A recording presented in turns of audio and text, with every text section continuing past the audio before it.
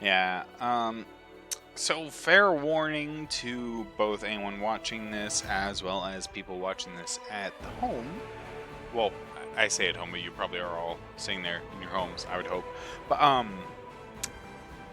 people watching this on YouTube, since I do upload these, uh, yeah, weather is very wonky. We are in the middle of a big old winter storm, and our city is running out of water.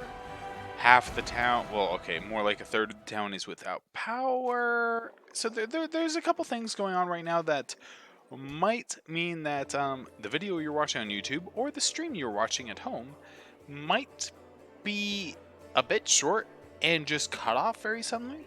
Um, in such a case, for those who are already a part of my Discord, I will send out an update on Discord letting you know. I will also, pull up the stream chat on my phone. I will say, hey, look, I lost power, etc. Um, or Zarin will. Point is, if this cuts out, or if you're like, hey, why is this video only like half an hour long? Well, you know what eventually happens. um, but since we don't know if or when we are going to lose power, and because of the fact that, there's no use just worrying about it and I'd be keeping myself occupied anyways, we're streaming, because fuck it. Anyways, we're gonna talk to a cinnamon roll. The elf in front of you is young, still an adolescent by the standards of their long-lived folk.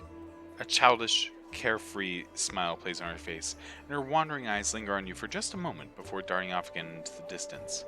Terrible scars cover her body, and a few of her fingers are missing. A crow sits on her shoulder, observing you with its clever black eyes.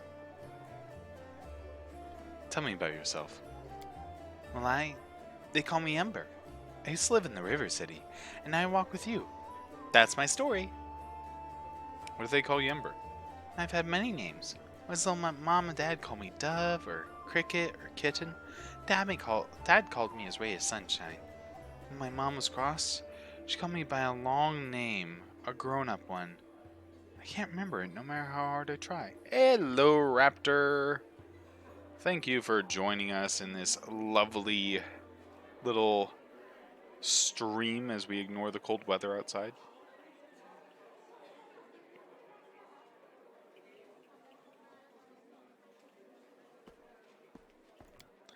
Then, when I came to live in the River City, the good people called me by different funny names, like Ember or Torch or Smoky. I don't know why.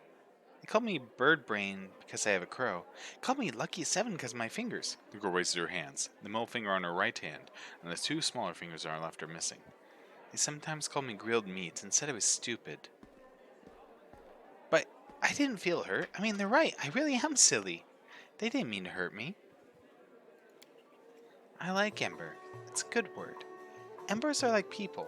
On the outside, they're gray and cold like stones. But they're warm inside. You can blow on them and they'll help start a fire to help you survive a cold night. That's wonderful, isn't it? Ember it is. Where are you from? Far away, from the flower country. It's so beautiful there.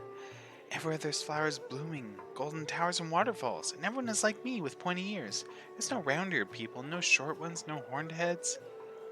We lived there together. Me and Mom and Dad. Mom and Dad argued a lot. Dad used to say that all the good people should go on the crusade and fight the demons. Mom said he was silly because it was so far away and none of our business. That he shouldn't abandon his child. She meant me. But he didn't abandon me, he took me along.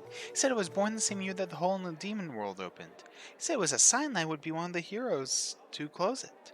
Of course I'm not a hero, but I'm here anyway, helping as much as I can. Where'd you get your scars? It happened by accident. My dad and I came sailing down the river to join the crusade.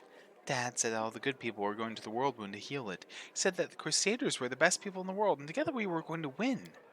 When we arrived at the river city, the crusaders got everything mixed up. They thought my dad and I were bad, and decided to burn us at the stake. Dad died. I cried so loudly that one good night realized it was all a big mistake. He started yelling at the other crusaders, even the one in charge, and then walked right into the fire and got me out. The others wanted to stop him, but he took out his sword and scared him away. kind knight took me to a healer. I later learned that while the knight was pulling me from the flames, he himself was burned so badly that he died not long after. But I'm still alive. A few fingers missing, and my skin is funny. Lived in the River City ever since. Never had my own house. I had many friends. Then the demons came, I met you, and you know what happened after that.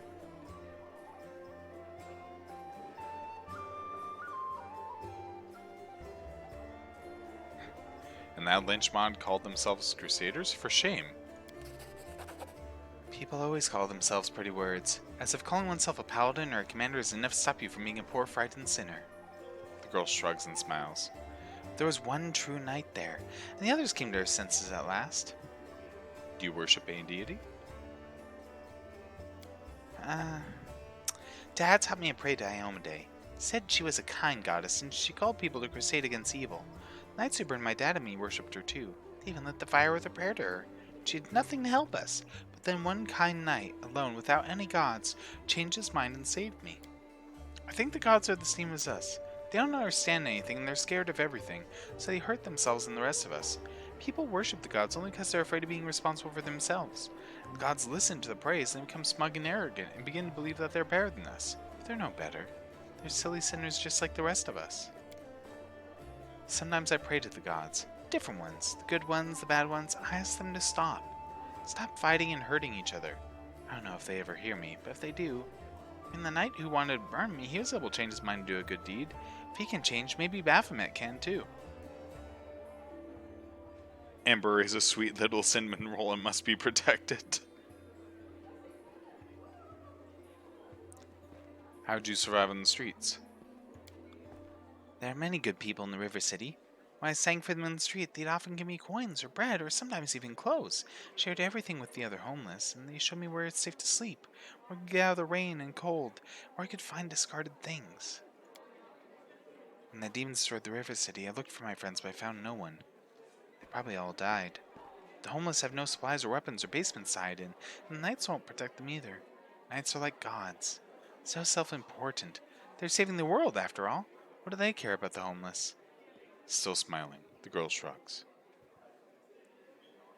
Where do your magical powers come from? These tricks? I have them from my grandma. She used to be my father's grandma, and before that his father's... I've never seen her myself, but she's very clever and kind. When I lived on the street, sometimes she left food for me, or a blanket in the winter. Sometimes I feel her stroking my hair as I fall asleep. If I open my eyes, there's no one near. She also sent me soot!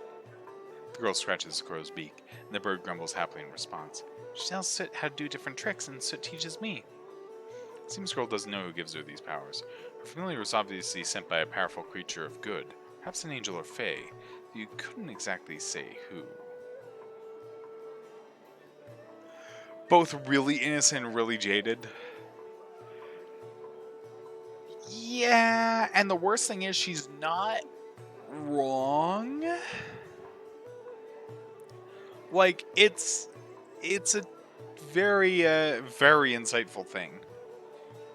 Unfortunately, we don't have religion trained, so we have no idea who her patron is. I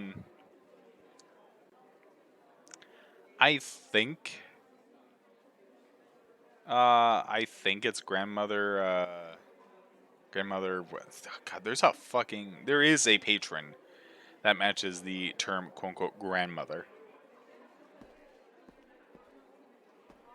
She's a witch. No, she's flat out a witch.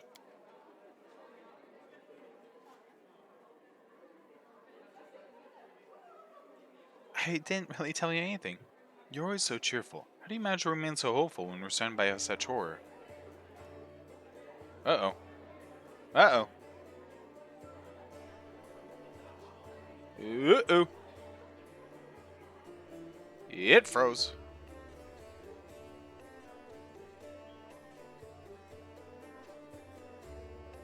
I still have you guys, right? Yep. No, yeah, I'm seeing Daeran. I'm letting it go and see if it's just taking a moment to process, but it might have crashed.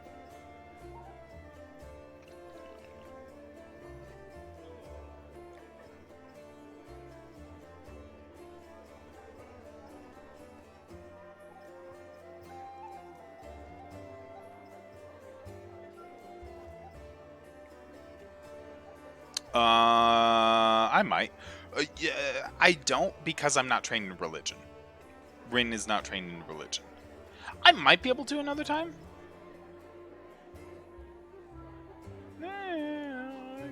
Keep it going.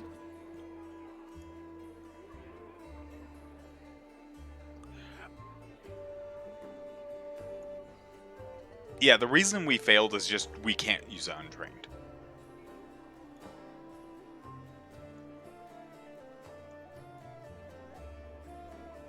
Yeah, I think it's dead.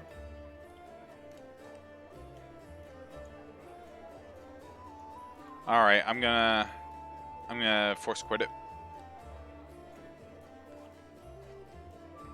Uh-oh.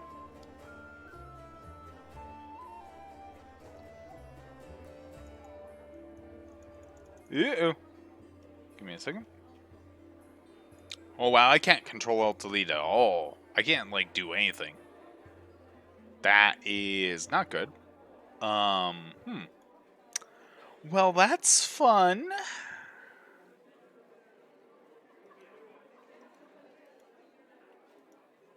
Let's see. Can I like tell it to stop from there?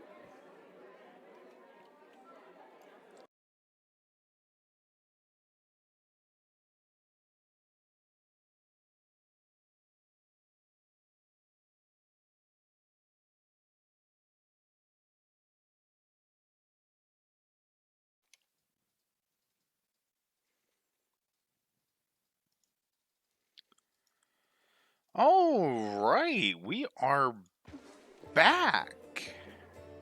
We are back. It would appear that we have fixed things. We had to go back to an earlier save, so there might have just been something wrong with that save. Yes, it lives. We are back. Also, we succeeded at a religion check. I mean, I guess that shows me to say, oh, we can't use it untrained. Well, apparently, like, just yeah, we're fine. So we actually, I was just like going through all our dialogue and being like, okay, let me just do this.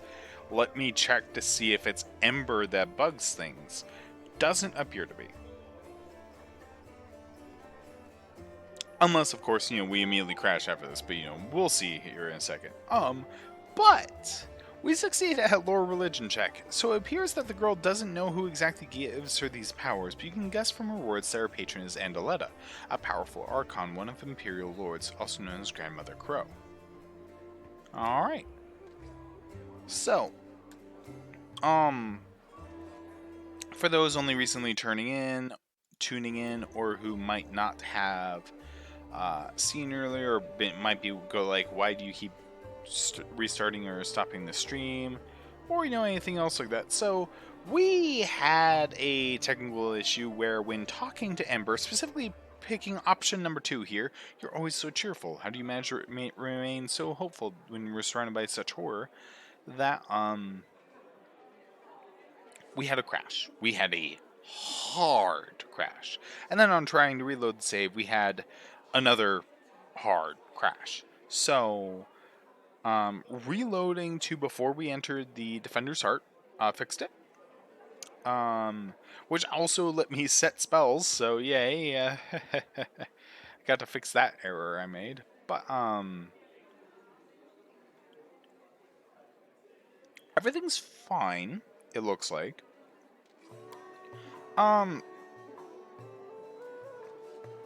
For those that didn't see, I'm unfortunately not going to go through all this again because it's a lot of dialogue. Ember, I can sum it up. Ember was an elf from Kionan who her father brought her here to help fight against the demons, believing that demons were a true threat to the world. However, she and her father were branded as witches and not the, oh, you have a patron, you get magical powers kind, but the, we worship demons kind, and were burned at the stake. A knight saved her life but died in the process. But that is why she's all scarred and all that other stuff, and why people call her Ember. She is very cute in cinnamon roll and very much a believer that the entire world is full of sinners, in the sense of people who are just lost and don't really know what they're doing. including the gods. And she believes that anyone is capable of goodness and that just we need to try and look for that in people and that people are deserving of mercy. She is very, very sweet cinnamon roll. And where her magical powers come from is Andaletta, a powerful archon, one of Imperial Lords, also known as Grandmother Crow. You're always so cheerful. How do you manage to remain so hopeful when we're surrounded by such horror? Hope? The girl tilts her head and continues to smile. No, no, hope is a lie. What should we hope for? This world is in the hands of demons. The gods can't help, or they don't want to, or they forgot about us altogether.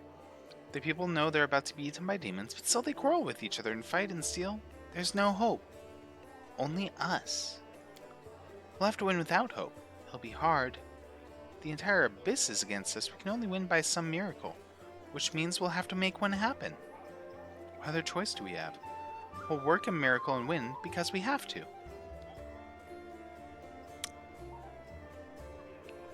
And I think that sums up Ember, actually, right there. The gods don't care about us. What goodness and hope we have in the world is something we're going to have to do ourselves. But this world is worth fighting for. Yeah. So go. What is her alignment? It refuses to tell me her alignments. Oh no, there it is. Neutral good. She's neutral good. Yep.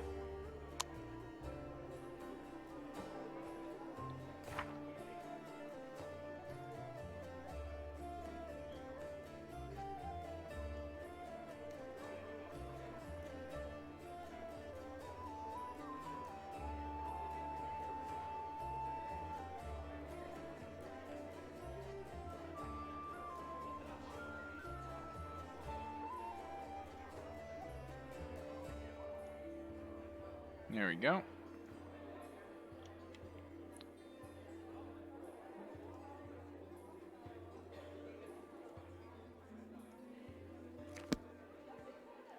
Alright. Well, with that said and done, let's go ahead and... Why is there a concern just there? Girl, I am pleased with you. I see you bring me to safety, and that's exactly what you did. Indeed, having a follower to aid me is most efficient and, frankly, pleasing. With you on hand, I shall conquer new horizons, plumb depths of knowledge hitherto unknown, and scale dizzying heights of future discoveries. What I mean is, I'd like to express my deepest gratitude. I foresee immense potential in our future cooperation. Happy to help. Hand in hand, we will unravel the greatest mysteries inaccessible to the minds of ordinary people. Just imagine it. I leading the way, proudly staring into the faces of the gods themselves, and you, my loyal follower, walking behind me every step of the way, writing down my deepest thoughts and admiring the profundity of my intellect.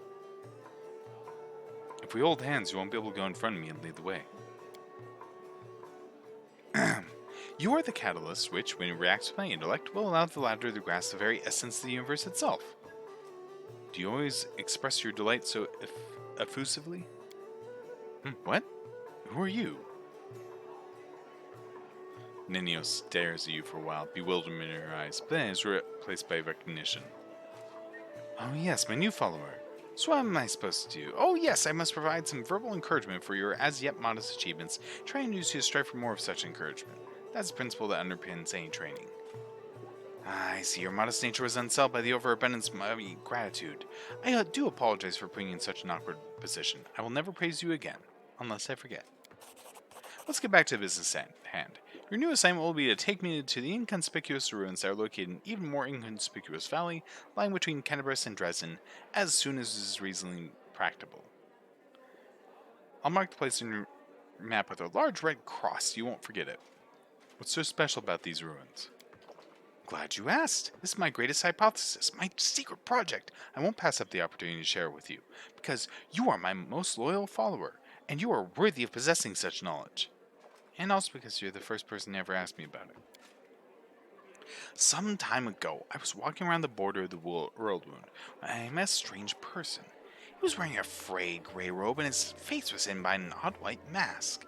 Of course, I didn't miss the opportunity to ask him about the reasons for his absurd appearance, and do you know what he said to me? He said, "I am the answer, but what is the question?" Then he walked off in the direction of the world wound. The next day, after I had already forgotten about the first encounter, I had another similar encounter.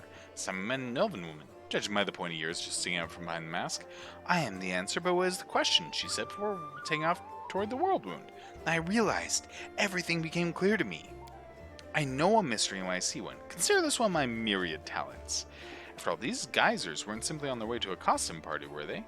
After examining several maps, I determined that they were all heading in one direction, to a place not far from Cannabis, a place which is marked as nameless ruins even on ancient Sarkorian maps. That's where I need to go. Unraveling the secret of that place will be my greatest discovery. It will secure my place in history, or perhaps even in legend. How do you know where we have to go? Do you know how to find a beehive in the forest? You need to catch 2 bees, set them free in 2 different locations in the forest, and remember the directions they fly in. Then you make a map and draw lines showing the bees' routes. The place where the lines intersect will mark the location of the beehive. Fascinating, yes?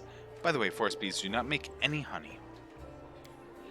I used the beehive principle here too. For a couple of months, I tracked the strange people in mass and observed the direction in which they were traveling. I collected the coordinates, mapped their estimated routes, and made a discovery.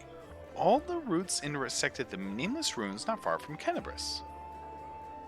What do you expect to find there? I haven't the slightest idea. If I knew what was hidden there, I wouldn't be so eager to go. These ruins aren't very far from Cannabis. You could easily get there all by yourself. Why do you need me?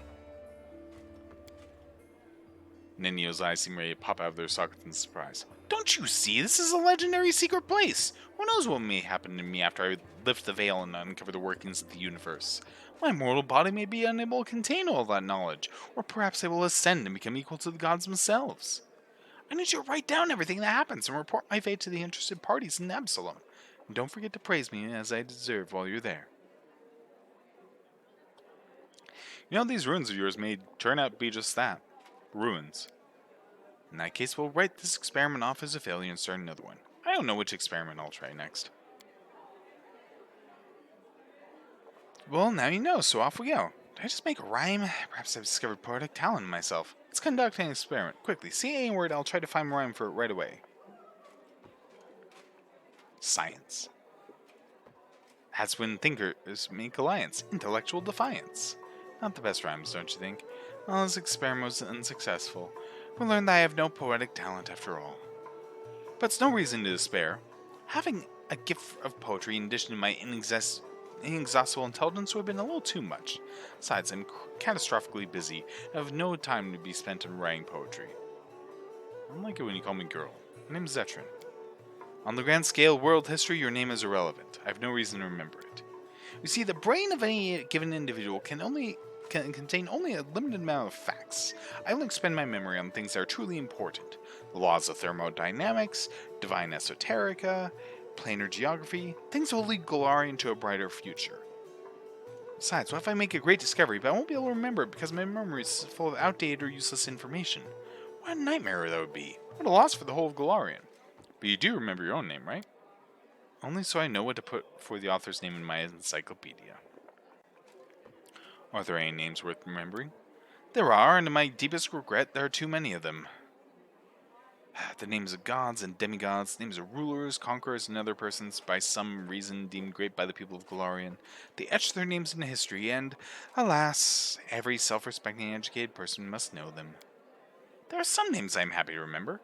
Great scientists, some of them divine, others mortal, true keepers of knowledge and great experimentalists, the pioneers of knowledge. Aurori, Nephthys, Arilu Vorlesh. Arilu Vorlesh opened the world wound. Destroyer to humanity. It's her fault the demons invaded Golarion. No, Rin would just be like, I didn't expect you to mention Arilu Vorlesh. Interesting. She's such an intellectual snob. Rin understands the drive, but doesn't... How to put it? She doesn't like Ninio, but she understands Ninio.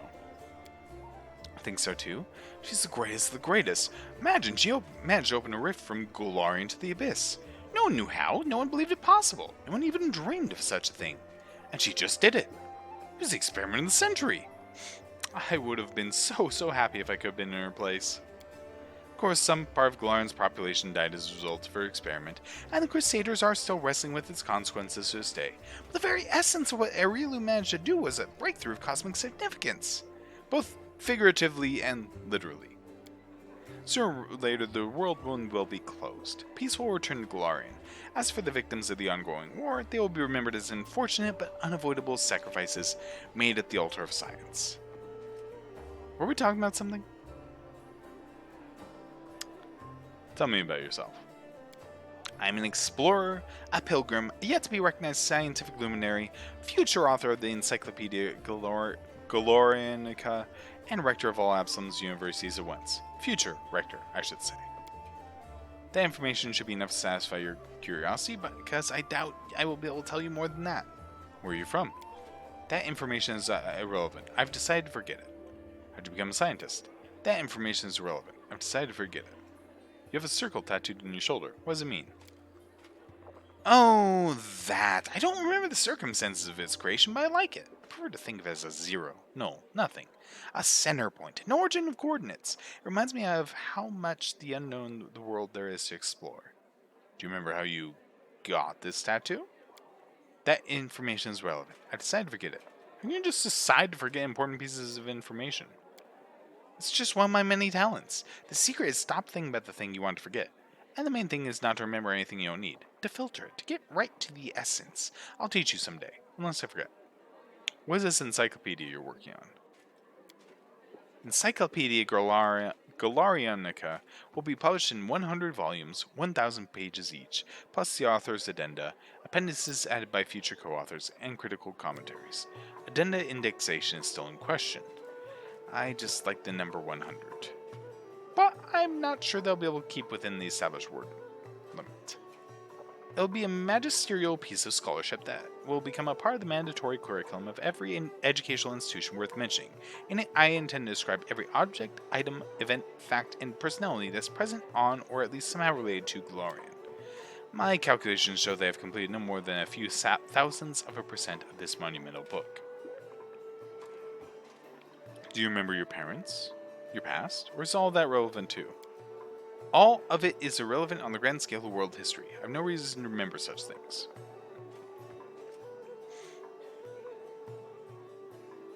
Forgetting your origin? Knowing nothing about who you are or where you are from?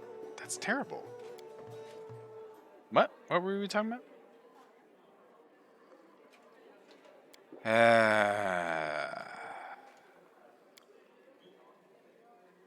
This conversation lasted approximately 5 minutes. By the way, did you know that this exact amount of time the Inquisitors of Cannabis need to find the defendant guilty? But to shake off Inquisitors chasing you takes 5 times as long. That experiment proved that running while clad in heavy armor is not burdensome for them at all.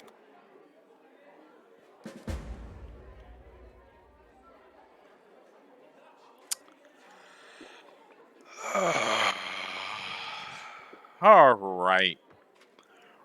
Moving on from that.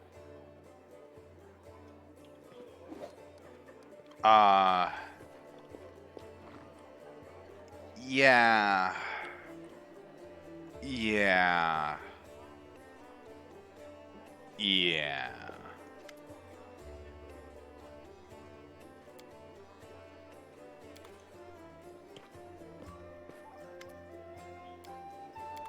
I know the way.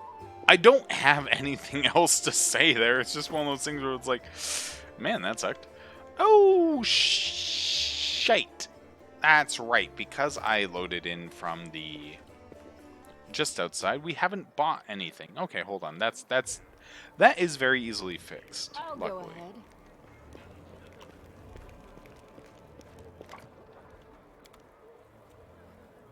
That is very easily fixed.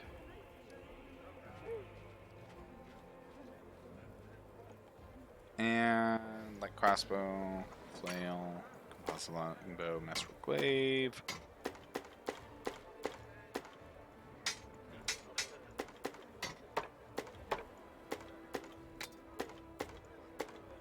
We'll keep the cold iron short spear. We'll keep the throwing axe.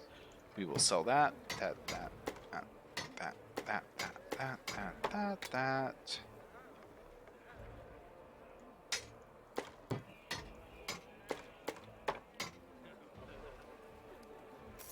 Right, and then we get the attrition dagger.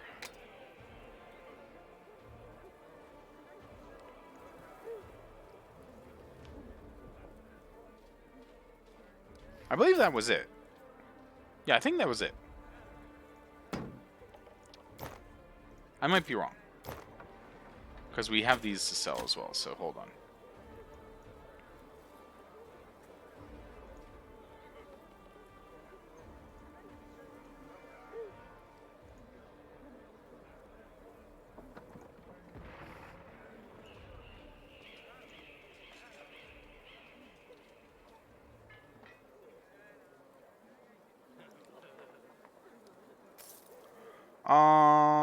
I think I know what else we were potentially gonna get. Except it's not here, huh?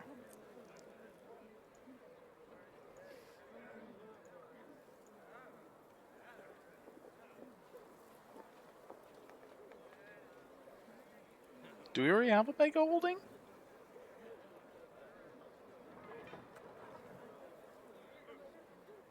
We do. We must have already picked up. Okay. Price.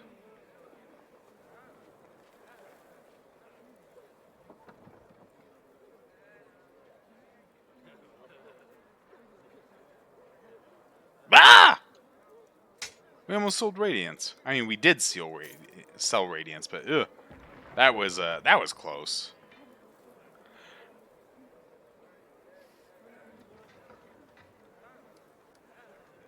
Right. Right. Hold on. Why don't you have Radiance equipped? Oh, that's why you don't have Radiance equipped. Carry on. Anyways, you there, person with these stupidly good stats. Anyways, there you go. You can have cold iron short spear. You can have the throwing axe.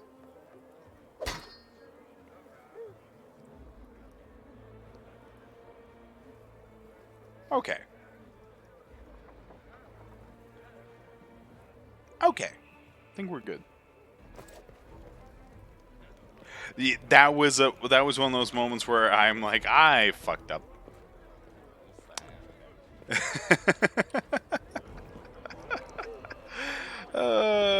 That was very much a, oh well, look there, look how we fucked up.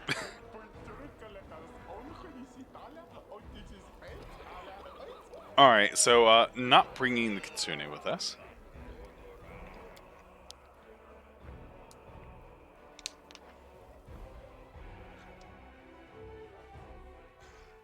I can't believe we just fucking dropped Radiance. Hold on a moment. Okay, that is fine. Sorry, my streaming software is telling me that we're having a bunch of connection errors. How are you all doing? Oh god. Oh god. Hold on. There we go. How are you all doing who are watching? This could easily be from the winter storm that is, causing chaos.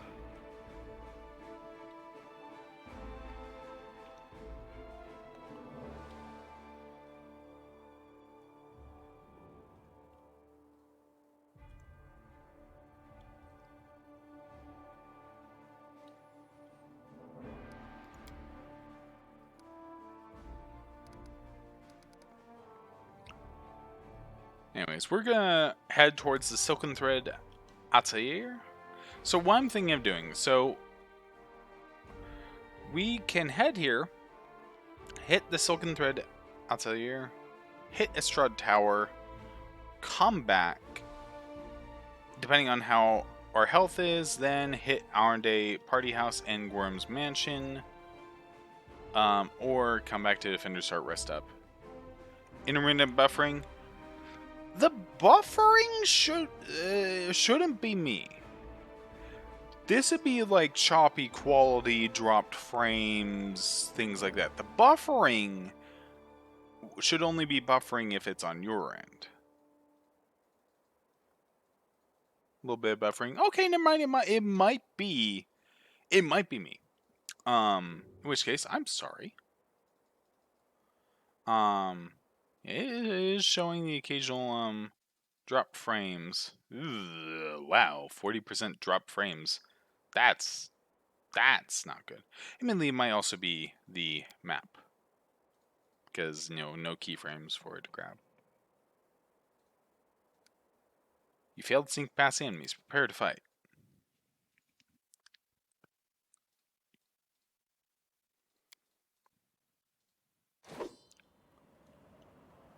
For a second, because of how they do the cutaway, I just thought this house had a hole in it. Admittedly, the house also does have a hole in it, so that did not make it any easier.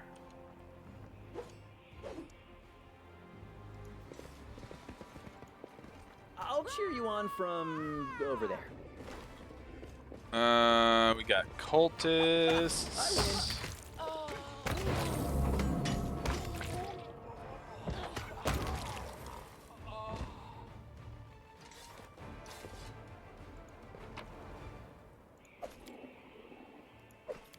Occasional. Yeah.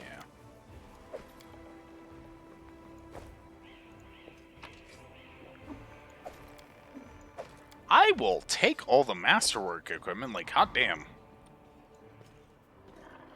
Yeah, I think that was more the I think it was freaking out with the map.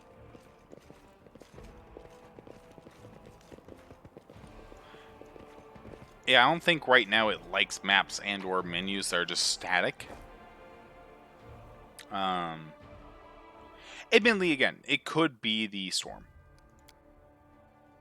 I might literally just have shit internet right now. Which, I am sorry if so. Oh god, we just have spiders.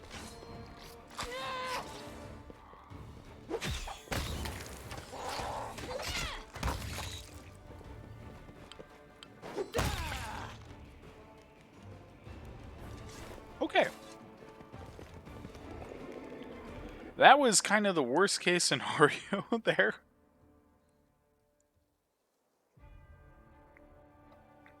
But we're alright. Dead duelists.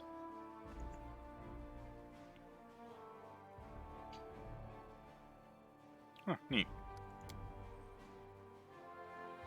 During the downtime in the end. Oh no! Yeah, that's probably my actual internet, which is probably a result of the winter storm warning. Ooh, okay.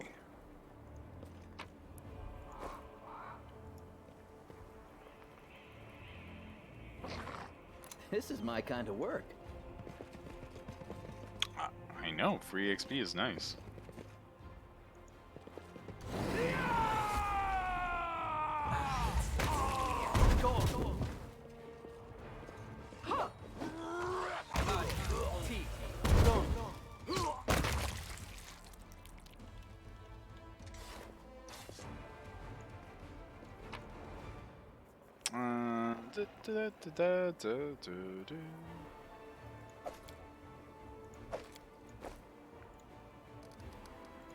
Can you heal, Woljik? There we go. A nice little 7 hit points.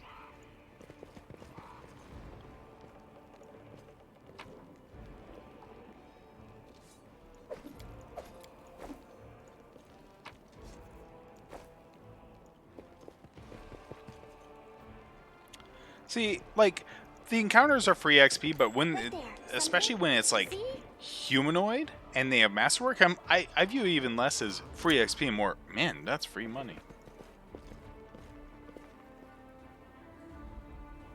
I am the answer, but what is the question?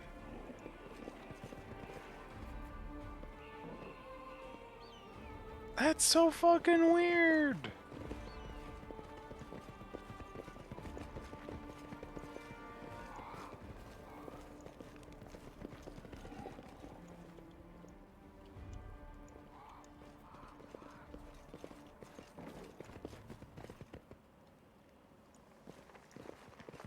Anyways, let's go inside now that we've cleared out this place.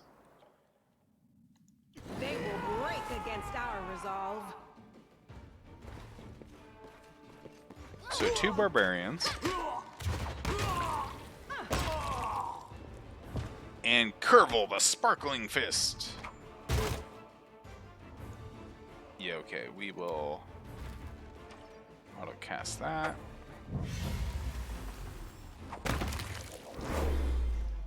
Alright.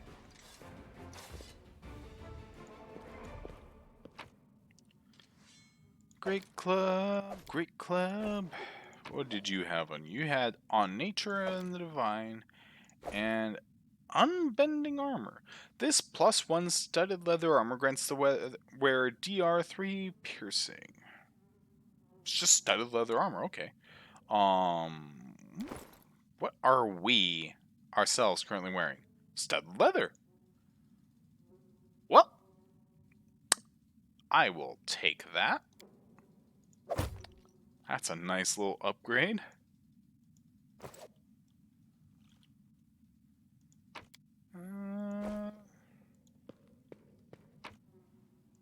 Okay. Neat. All according to plan.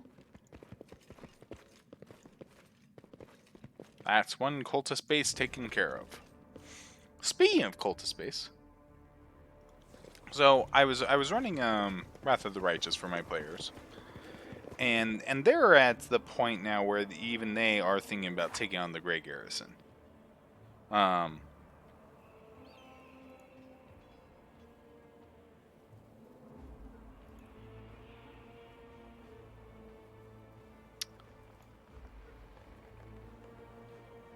And so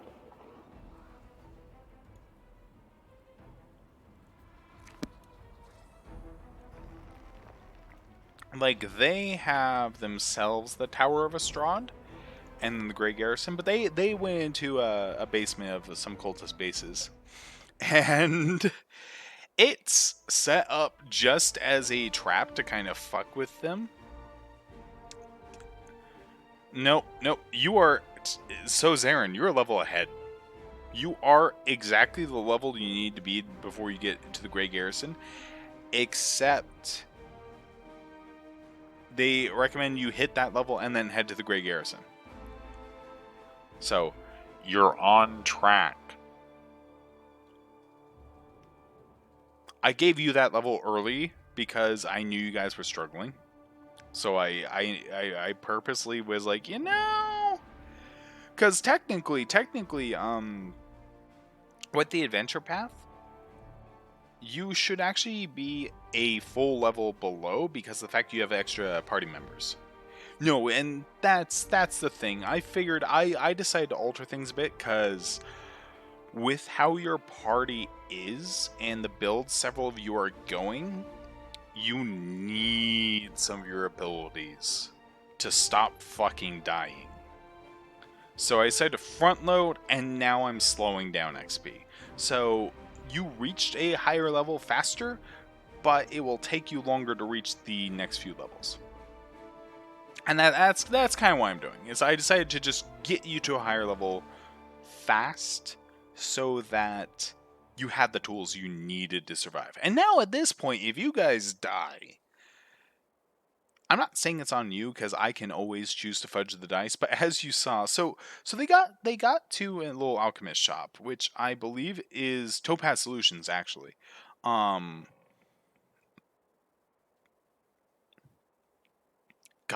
they really rearranged that. They got to Topaz Solutions, and the basement in the adventure path is empty. It's trapped. You go in, you trigger a poisonous trap, and you trigger a mandragora to attack you. And that Mandragora supposedly attacks obvious worshippers of holy deities first.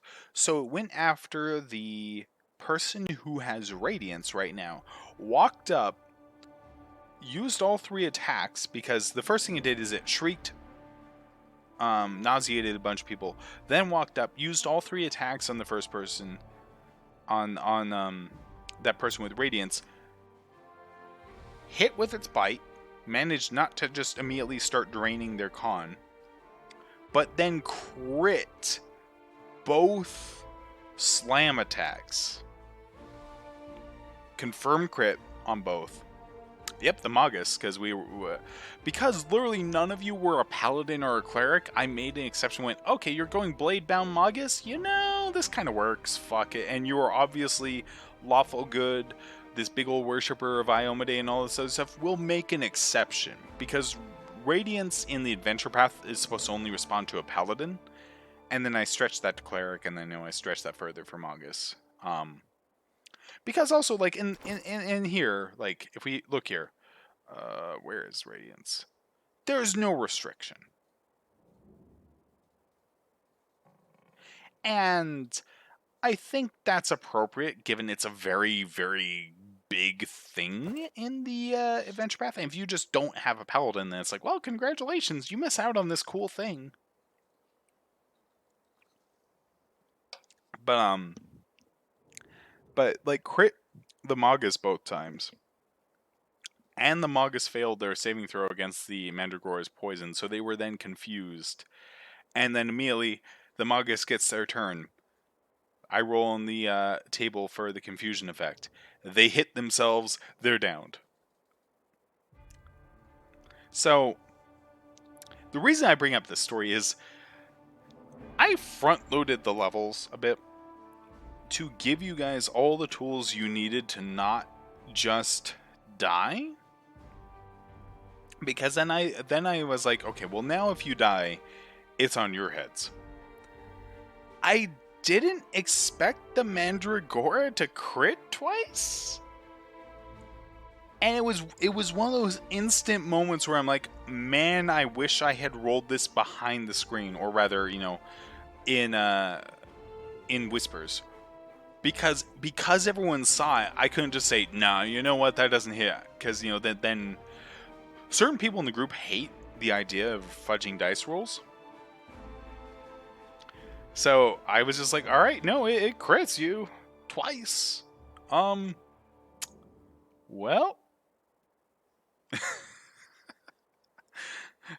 how much HP do you have? Okay, that's barely enough. Oh, then you knock yourself out. Okay.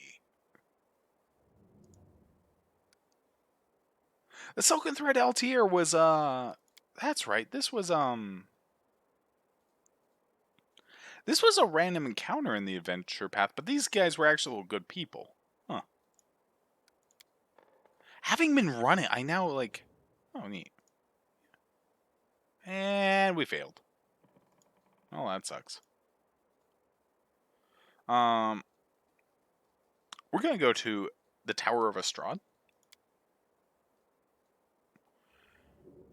Because what's the worst that'll happen? Now, Zarin,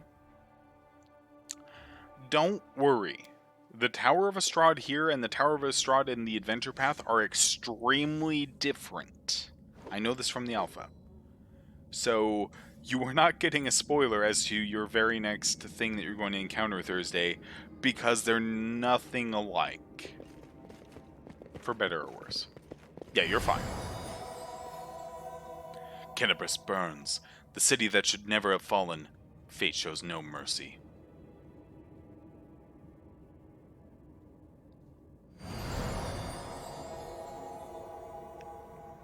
Darkness and malevolent rage hide behind my masks, but I see them for what they are.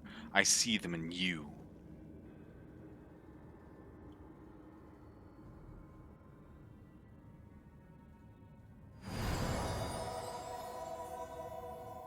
I hear the echo of menacing footsteps. I feel the heat of ancient, cursed rage. Old enemy, you will not escape so easily.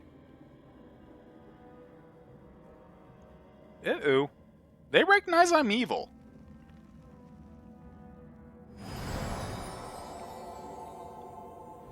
Servants of the Abyss, you entered the house of memory with evil in your souls. Soon you will be but a memory. They recognized I'm evil. Shit. You can handle them, right?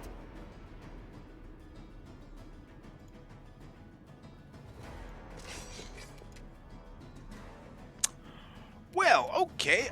So first of all, we're gonna make this thing vulnerable.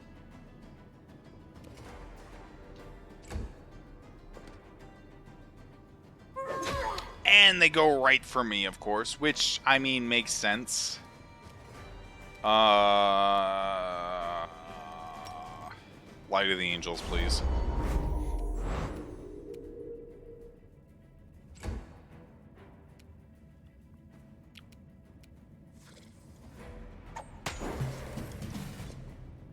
Are we good?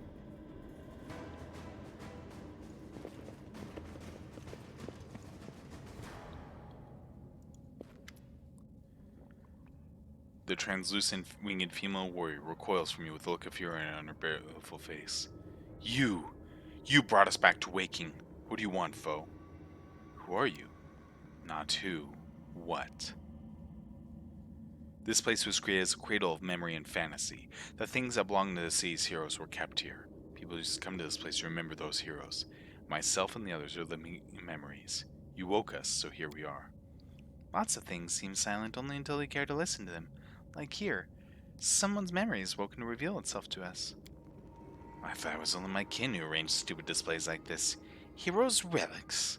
Ridiculous. Who needs this scrap metal left behind by people dumb enough to get themselves killed? Who wants to admire a collection of failures and defeats? So your memories? Of who? Of the heroes the city wished to immortalize. Go. Touch a memory. See how they remembered us. After all, this place was created so our names would never disappear into the mist of history. I wish I could say we have not dishonored your memory, but Cannabis lies in ruins, and you fearlessly battle the invaders, with no thought for yourself. You have earned no censure. We are proud of you. Right. In the olden days, mortal kind lost their demons time after time after time. Now their descendants are continuing their losing streak. How could they not be proud of that? Why'd you attack me? Because you are darkness. The abyss lives within you, and you gladly submit to it. I can sense you recently allowed your bloodlust to blind you, nor stand up against a powerful demon. This confrontation took place very close by, somewhere deep below the city, but the echo of your deeds has reverberated much farther. The world takes note of all doings, deeds, and even thoughts, noble and dark alike.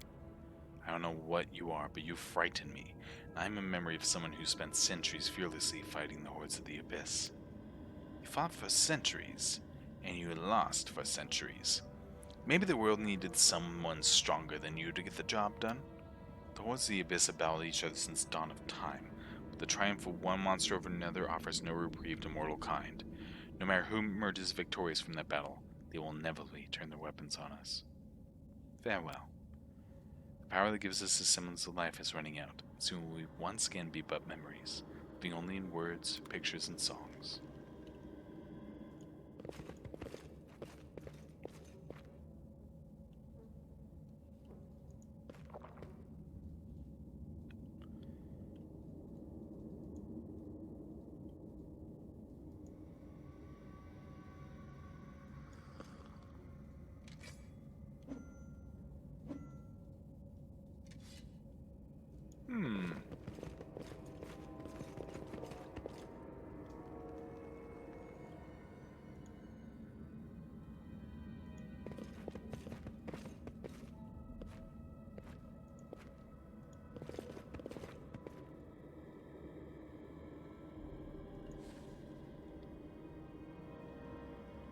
Well, we got kind of fucked up. We'll just say one of them walked up and smacked us, but alright, that's fine. We have a scroll of cure light wounds. Hey! Hey, Camellia, can you, like, read that on us? That's corrosive touch. Why did I give you corrosive touch? Please do not read the scroll of corrosive touch on us.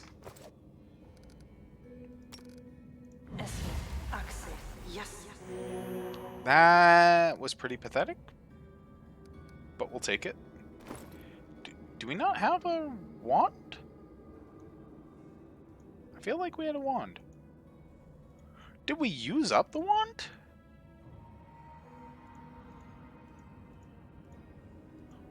Well, hot damn, we used up the wand. Oh, that's not good. Do you have another charge of Cure Light Wounds? You do. Matricium Turinos. Okay, I'll take it.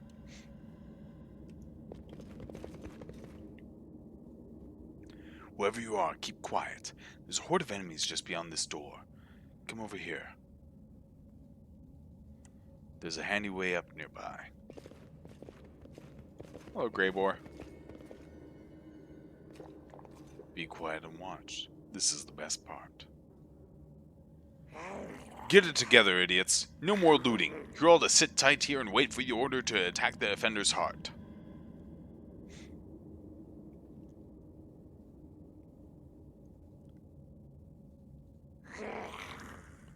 It's the last bastion of the Crusader resistance. We'll flatten them and claim our victory. Used up or sold by accident, possibly. I think used up. Into the abyss with all Crusaders in the offender's heart. Kyle's city is ours already. Now it's time to enjoy the spoils. Split up into groups quickly. I'll tell you where to go and what to bring back.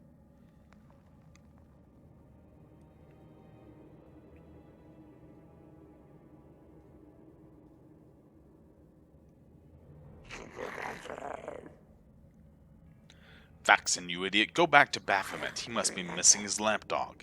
Everyone here will be following my orders. I'm in charge.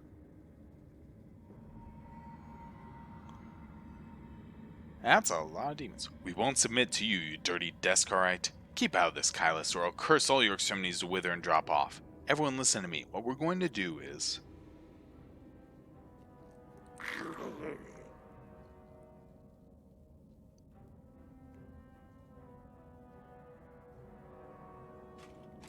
Looking for a fight, Faxon? Well, you've got one.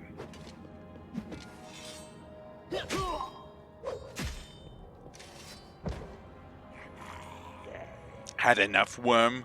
I'm in charge here. Kylus is the strongest. No looting, only slaughter. We're going to sit here and wait for the command to attack. The defender's heart will fall.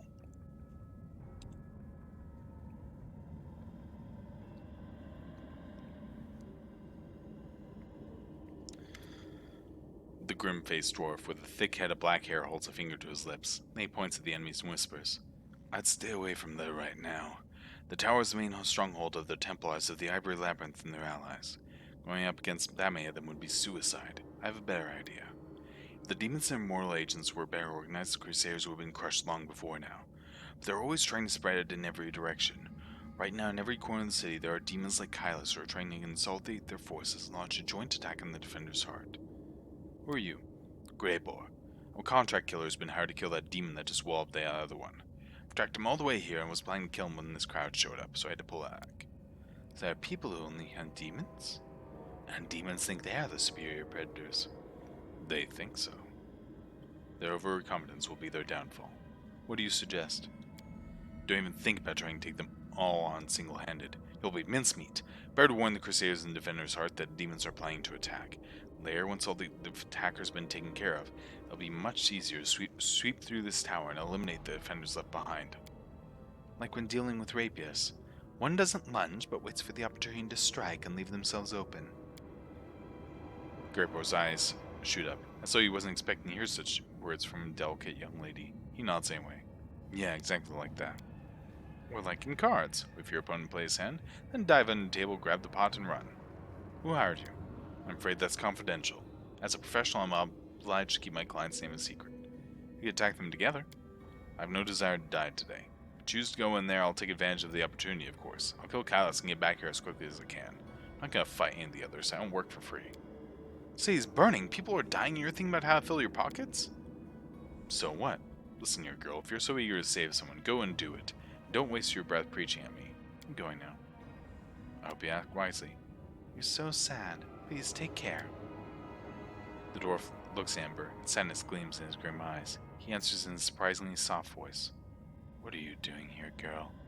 This is no place for people like you. Go. Hide somewhere safe.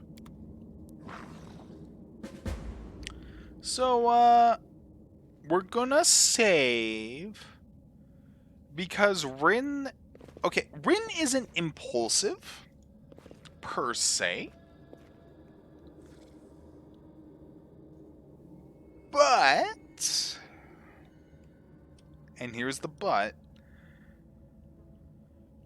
if these people are going to attack, she's going to need to defend the defender's heart anyways, and she doesn't know how many others are going to come. She has a group of 6 strong individuals with a monitor lizard and an assassin who's going to try and take out one of the leaders. It's an almost even fight, and she can't say that for later. So, Have I pleased you?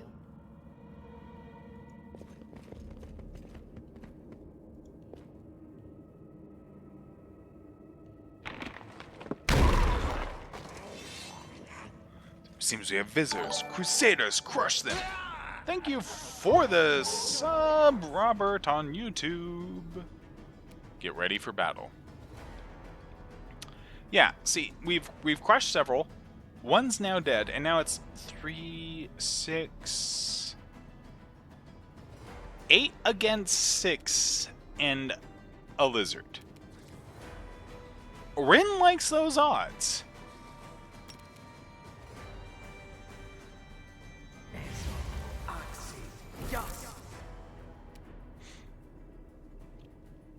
On top of that, we have several mages. Or, you know, at least people who can use magic. And we have the advantage of height. You know, like, there's a lot of things going on here.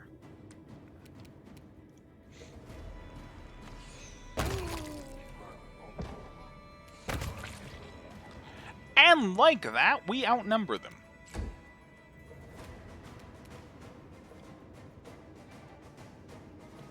How is your mobility? Not amazing.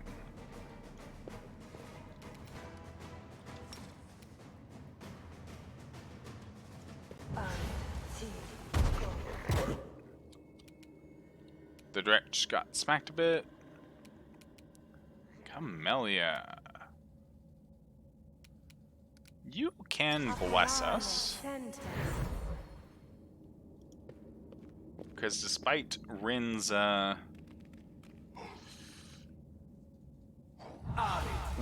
bluster.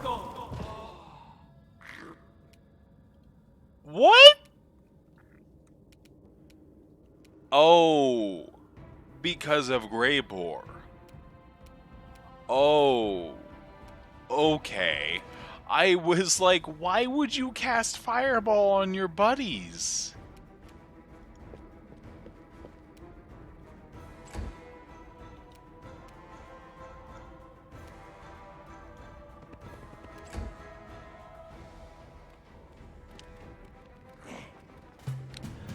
Yeah, Lizard was switching because Lizard did not have a good way out.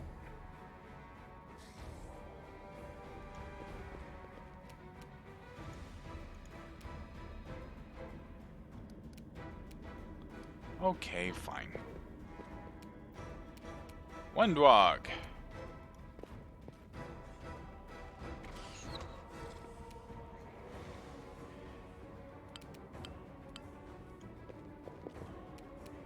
Yeah, no, that's fine.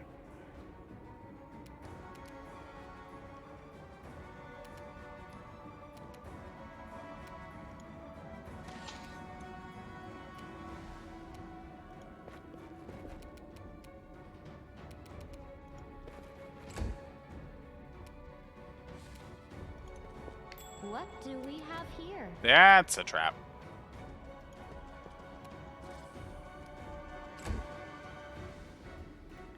Is he gonna set off the trap? He is not. Okay, that's unfortunate. Well, The light take you.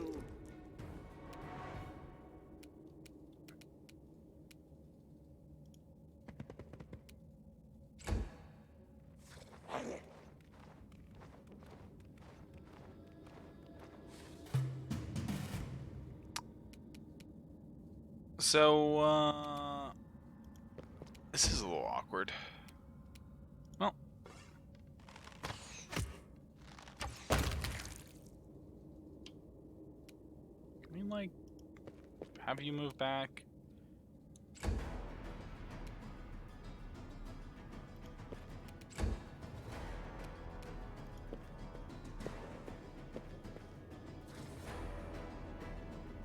I hope you appreciate this.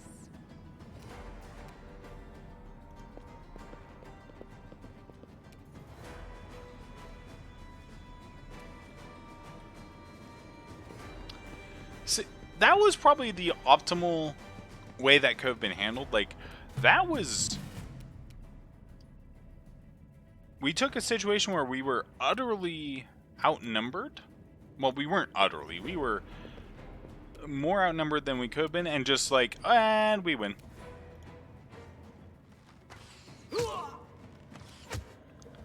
Wendwog for the win.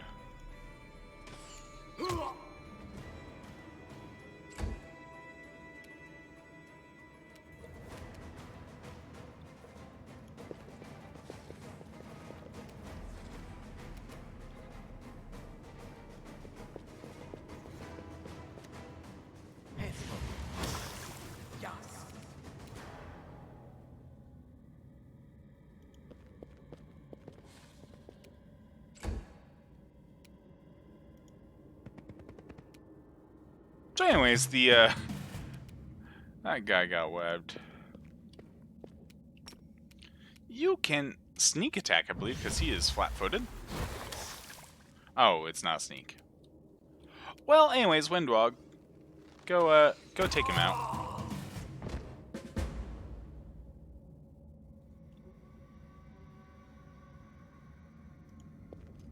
Oh, that worked out. That worked out pretty well.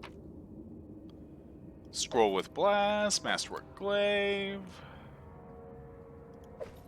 Heavy Mace of Fire, that's nice. Masterwork Scythe, Full Plate, there we go. Masterwork Scythe, Masterwork Scythe, Masterwork Glaive. Okay.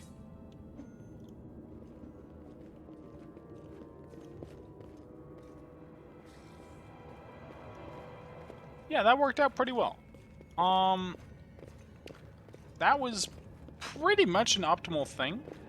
And part of it is the web, successfully keeping people around. That's just a... Oh, that's a +1 buckler. Are you still not using a normal buckler? You are. Let's go ahead and get you a +1 buckler. Congratulations, you now have a +1 buckler.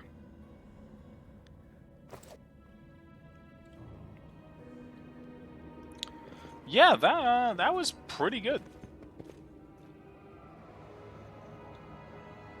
I know the way. Like, that is why spellcasters are good in Pathfinder. Is the right spell can completely change around a thing.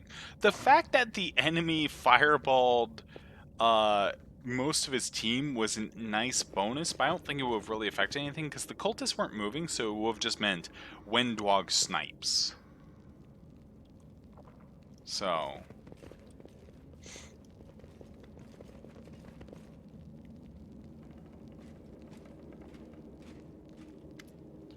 A pale and frightened half-elf looks at you warily. His face is twisted into a grimace like he just ate something slimy. Hey, who are you? Praise Baphomet, what are you doing here? Did Faxon send you? I heard a lot of noise outside, but I was busy making a list of relics. Did something happen? Who are you? I'm Telmer, scribe and seniorate to Lord Xanthier the Plagued One. Do forgive me, but Faxon has been assigned to this command. Has not? Where is he? What are you doing here? Where's Faxon?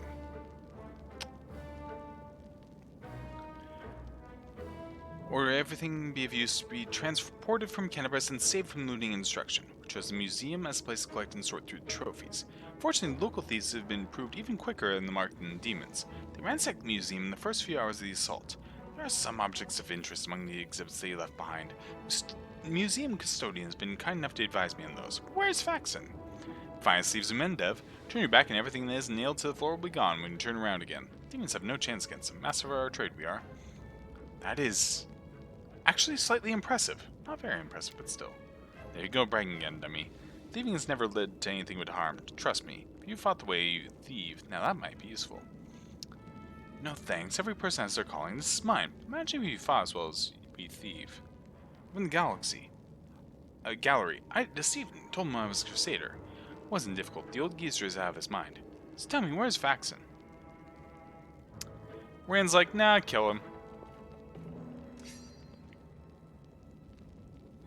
The half-elf leaps back nimbly, pulling a sheaf of papers from his bag as he goes.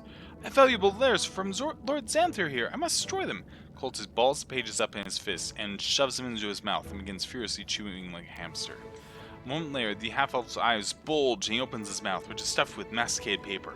He tries to cough, but nothing comes out. The failed saboteur looks at you in desperation. His eyes are streaming. His face is growing paler by the second he falls to his knees. A strangled wheeze emerges from behind the wad of wet paper.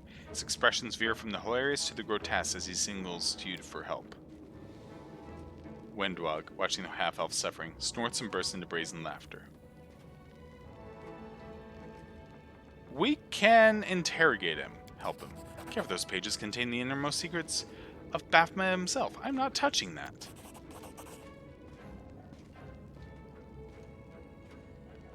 The cultist coughs violently and then, after taking a trembling breath, leaps up and takes off running. He disappears, leaving you with a wad of correspondence that is much worse for wear.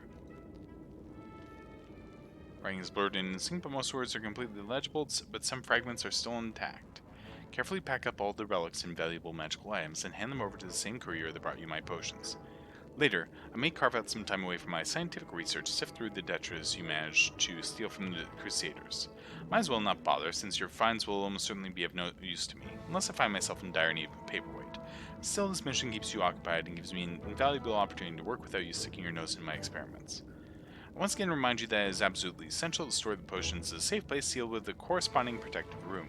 Should these safety measures not be taken, the demons will drink all your stash dry in no time at all, and your master will order me to spend 3 more days at the cauldron making a new batch. Believe it or not, I have many other important matters to attend to.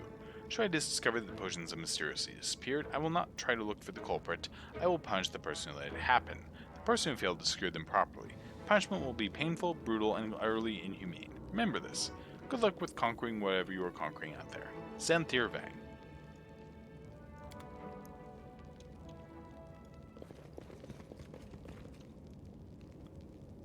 Alright.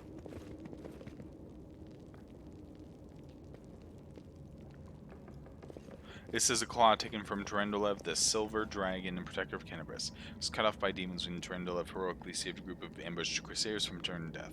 This item was donated to the museum by the town hall of Kenabris. One of the famous mages Zacarius, who made his name during the heroic and tragic siege of the Lost Chapel. This item was donated to the museum by Zacarius' apprentice, Mage Teldon. More details in the museum almanac. Pretty good, aren't I? My tail is twitching. Must be a sign. Bees do not run through.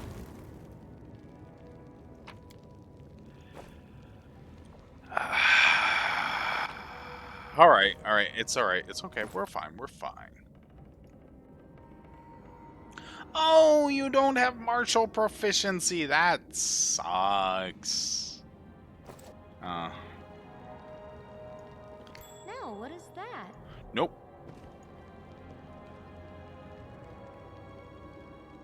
This is my kind of work.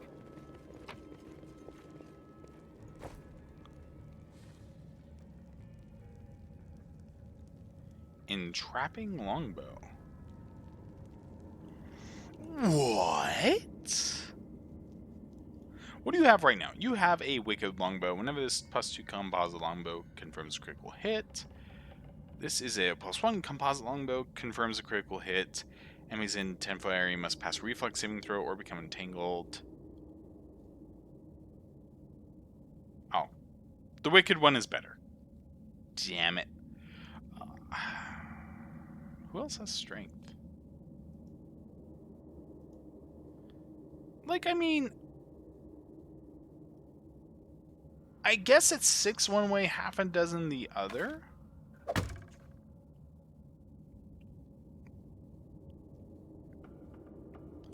So she can have it? But yeah.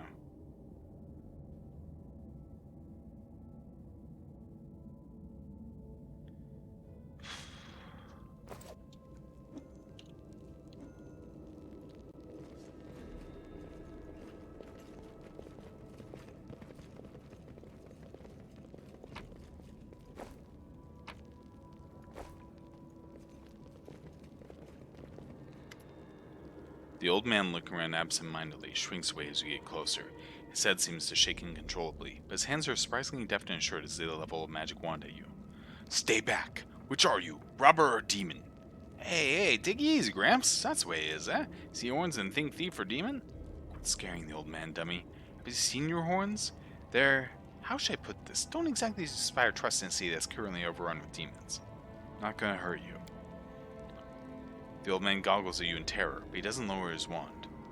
A rustling sound from somewhere behind him. Rats. The old man wheels around fearfully and peers in the direction the sound came from.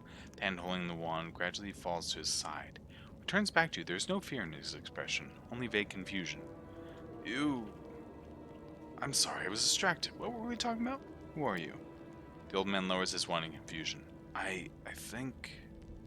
His expression grows distraught and mournful, so as he is on the verge of crying. I forget.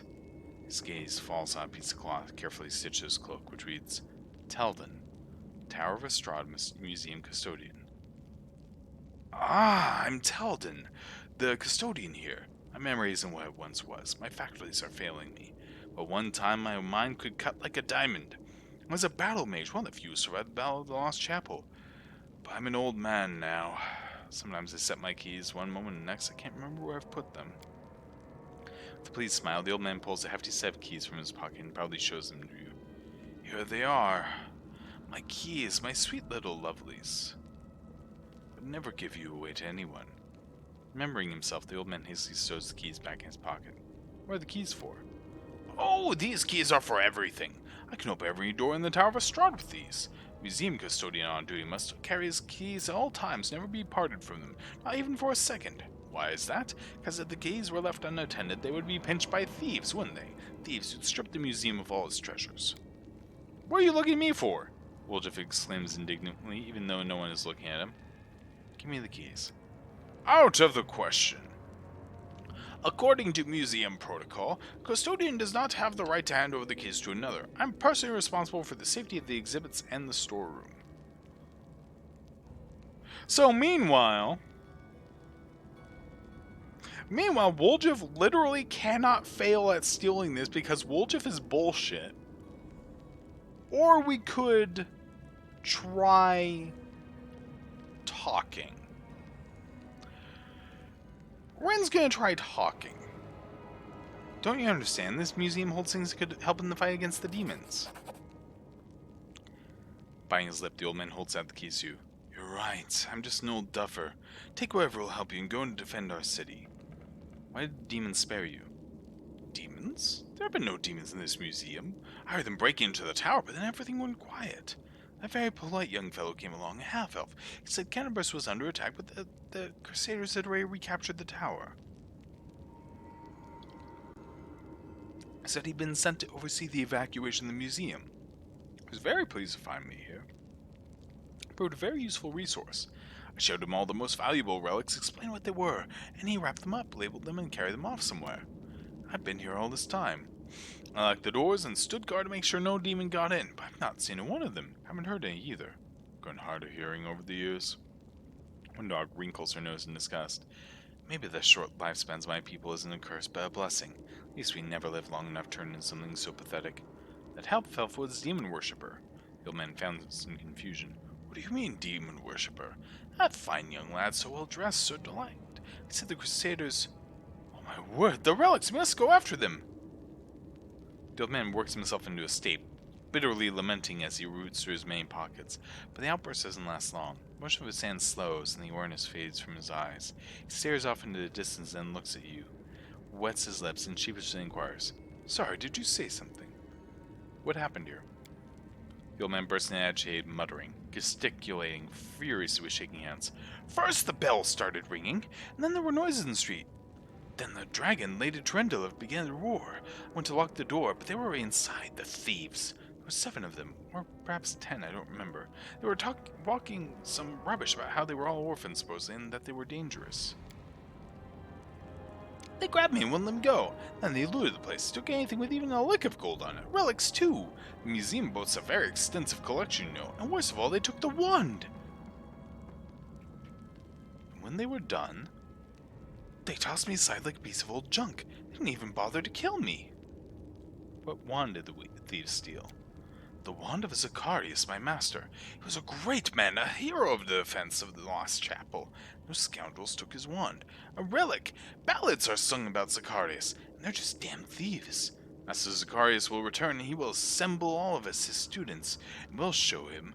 I'll show them what battle magic Teldon is made of." Fury sparks in the old man's eyes.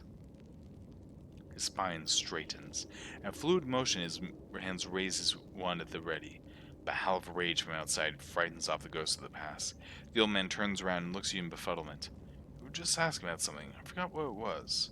Tell me about Zacarius." The old man turns misty-eyed. "A great hero he was. Fearless but insightful. He never underestimated the strength of the demons. They laid siege to the lost chapel. It was Zacarius who stood in the breach to rescue the clerics. He understood that we couldn't hold out, but he refused to retreat. He had vowed to defend the temple. Before the final onslaught, he gathered up his surviving apprentices, looked us over, and picked me. He said, 'Teldon, today I will die and leave my comrades behind.'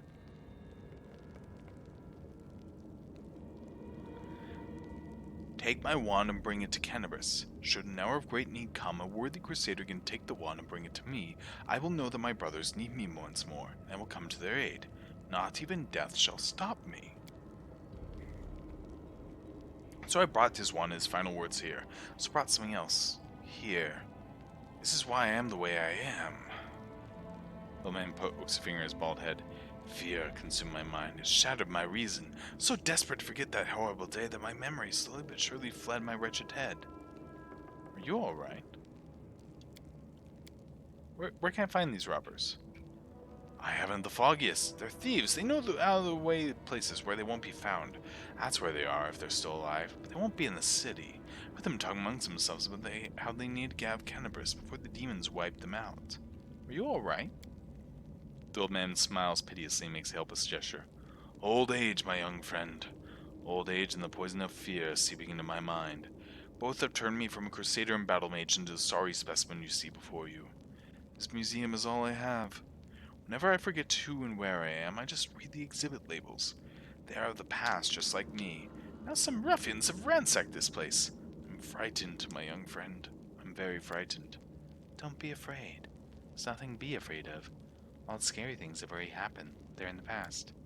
The old man nods but continues his agitated motions. Strange. Very strange. Tell me about the museum exhibits. Old man seems to come to life. It would take a lifetime to tell you all there is to know, but I'll take you on a tour of the highlights, some of my personal favorites. You should have a look yourself, you won't regret it. For instance, we have a painting here depicting angels fighting demons. You may find it hard to believe, but in the First Crusades, many heavenly beings fought shoulder to shoulder with the Crusaders. These two in the painting are Decoding and Lariel, the Silver Twins as they were called. I actually met them, you know. When I was a young man studying under Master Zacarius. They had no airs or graces about them. Walked among the mortals, spoke to us, they healed our wounds. Lady Targona I remember especially well. She had a special, unearthly wisdom within her. The angel Lariel, on the other hand, was known for his daring. The youngest crusaders idolized him. Wonder where they are now, the twins. We don't have celestial beings in our ranks anymore. They all left sometime during the Second Crusade, on a very important mission, they say. But I do love looking at this painting and remembering those days when envoys of the heavens walked among us, and the light that seemed to shine from within them. What was I saying? You must be a messenger, yes, or are you a visitor? Why do those times end? Why do celestials not fight with us still? Heaven has not abandoned us, surely. Heaven is above us, far, far away. Everyone there is good, I heard, but they can't see us from all the way up there. They don't want to help? Fine, there's no need. Relying on the help of others is a weakness. We'll win on our own. That's right. We'll win on our own. There's nothing else we can do. Go to the Defender's Heart. There are good people there. They'll look after you. The old custodian gives you a toothless smile. Really? It's safe there? How can I leave the museum? His gaze falls upon the ransacking, and the old man becomes lost in thought, as though trying to find an explanation for what he's saying. You know what happened here, don't you? Thieves they were, prowling about, wanted to rob the museum, but I stopped them. Those ne'er-do-wells came in near, I gave them what for. A dose of battle magic. They won't be back. Don't you worry about me. I may be old, but I can still hold my own. We could put him down, mistress. If our enemies come here and he tells them about us, his mind is gone. I have to go. Not even death itself. That's piqued Rin's interest.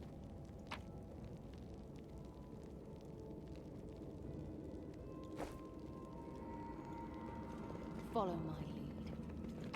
Even if it has nothing to do with actual undeath, a wand is a wand, and a wand is good. Wands are power and magic, and she likes that. This is my kind of work.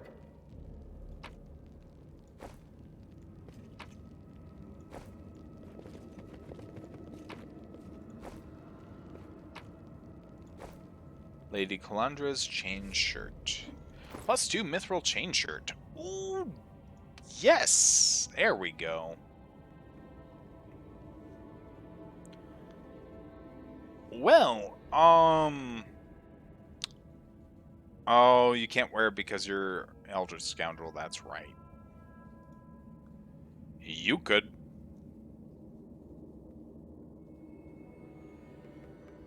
Yep. That give you another +2.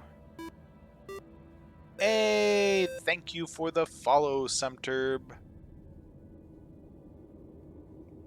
So let's see. That will give you same amount of raw AC, but you'll be able to use up to +6 dexterity. This currently lets you use +3. You have +5. You would gain 2 AC from that. So overall, you gain 2 AC, which makes the Crypt Raider's armor in general useless on you. And with that, you should have no armor check penalty anymore. You don't. Alright. Not bad. Okay, awesome.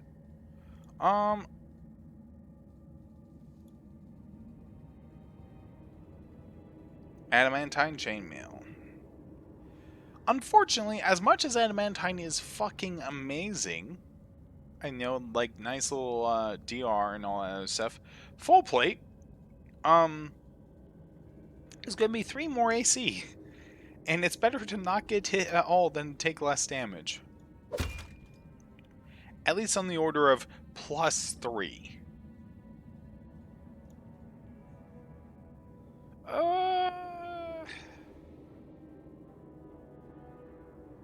You lose 2 from the Crypt Raider's armor being less max dexterity. You would gain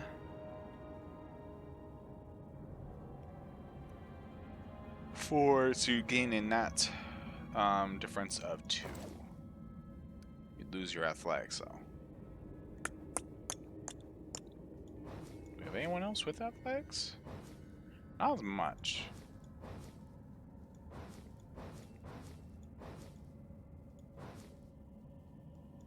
I think it will be okay. Worst case, she can take off the armor for athletics checks. I think you being harder to hit is good.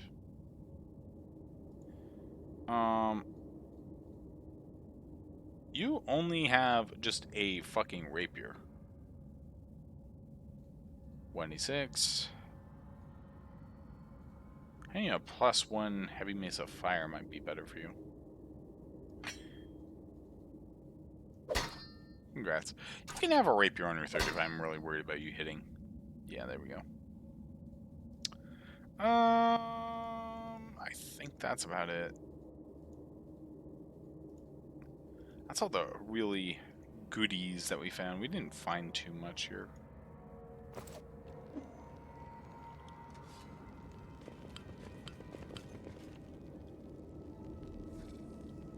Yes, this bonus would be 5. I understand. Oh, hey, another door.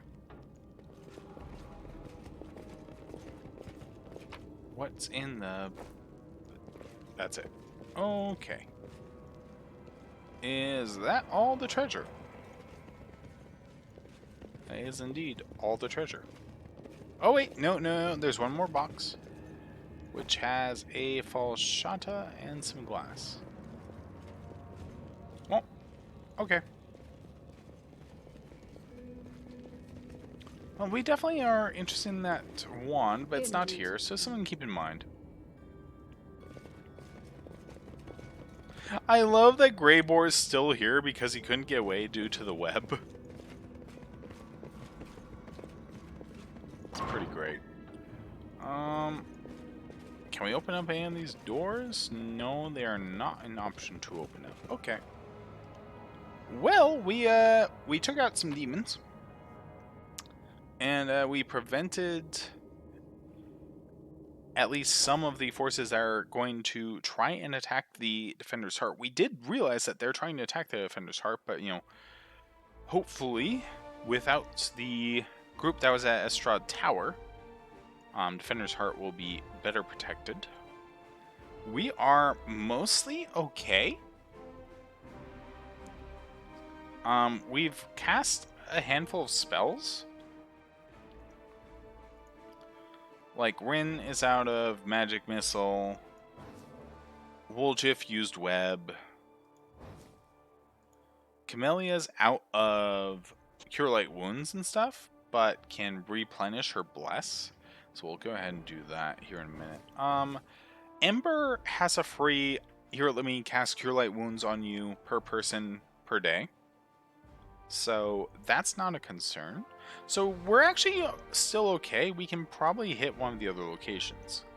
Let's get to the market square and then we'll see from there. Okay, random encounter. We will be victorious! We do not need turn-based mode for these random guys. It's literally cultist archer and a discard cultist.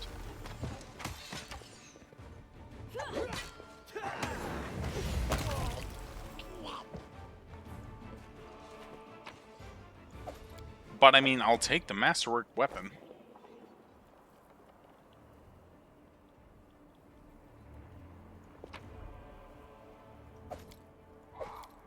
Thank you for the money.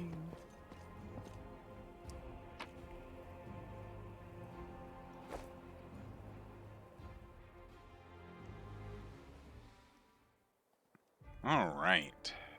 Let's continue on to the market square. Yeah, we move slower out those cracks. How are we doing? We should still be fine. Hold on a moment. One thing I want to check.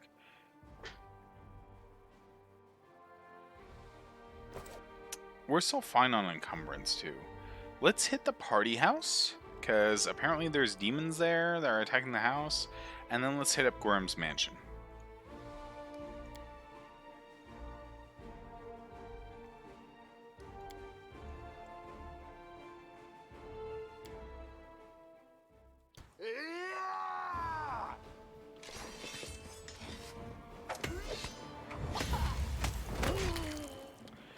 Did you see that that fall? Oh crap, there was another one. That fall that happened before the guy actually died was our Monroe Lizard successfully tripping someone, which is good. Masterwork Scythe. I will take all the lovely goods. Okay, it's time for her to use her free heals on everyone.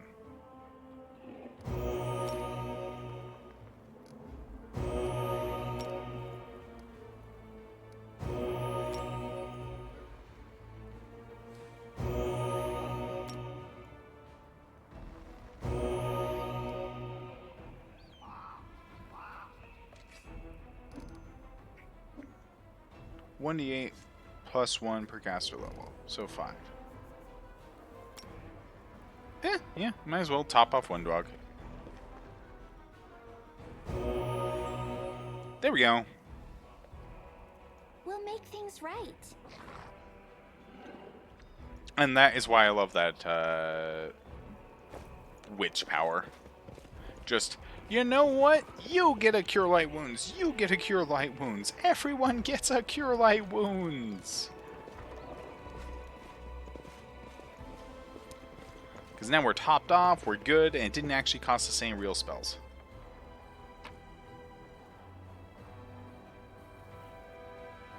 It's just a special ability that's just like, hey, look, would you like 6 free cure light wounds a day? The answer is yes. Yes, I would like 6 free cure light wounds a day. How did you know?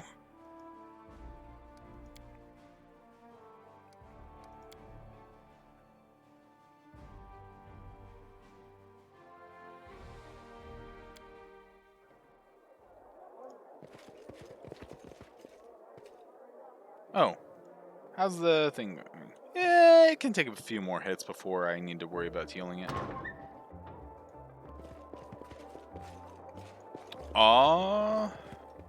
Those are Go demons. for their hearts! Just normal dretches, but so you know, not that worrisome.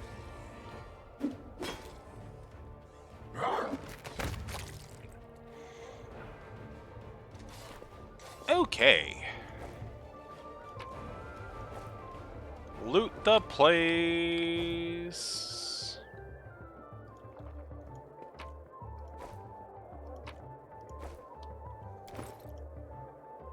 Use a bowl.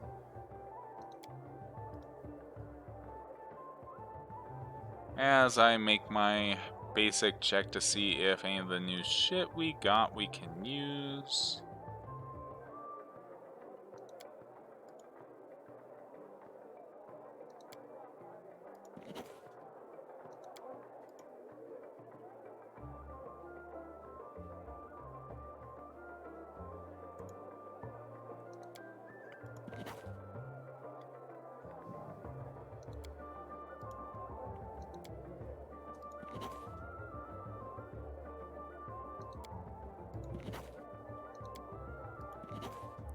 Hooray for spellbook users.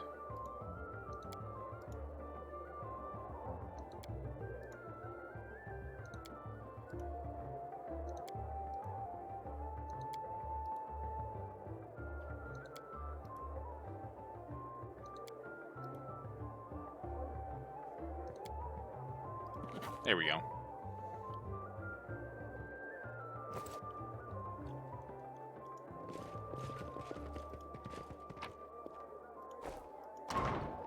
I know the way.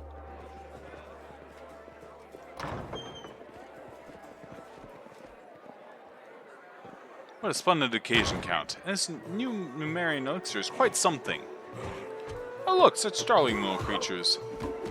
Must be well and truly puzzled, seeing freaks with horns.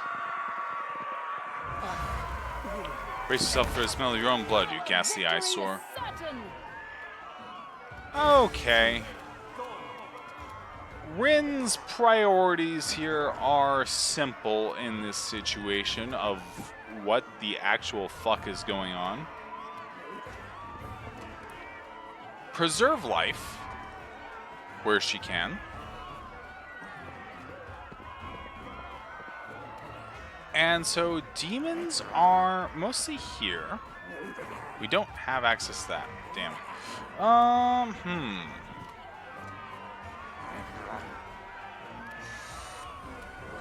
Okay,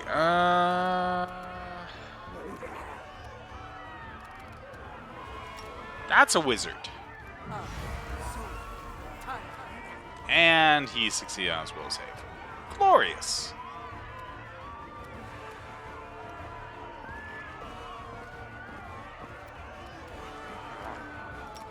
Hold person? He is not a person. Gotcha. Okay. Shite.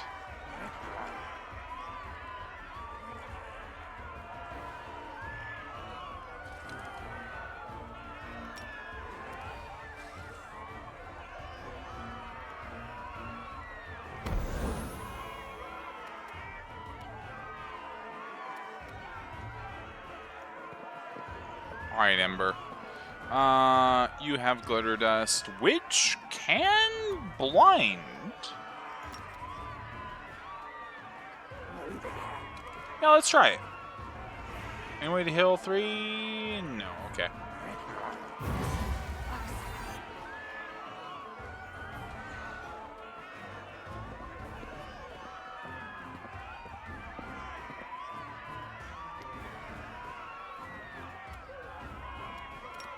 Alright, boy. Who's a good boy? Who's a good... Oh. Okay, well. Alright. At least run up.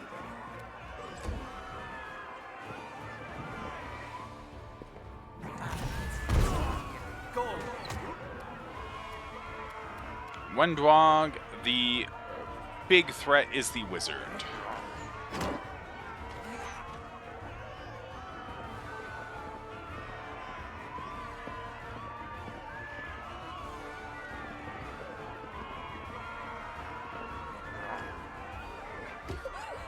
Why are you running towards the demons? Why are you running towards the demons?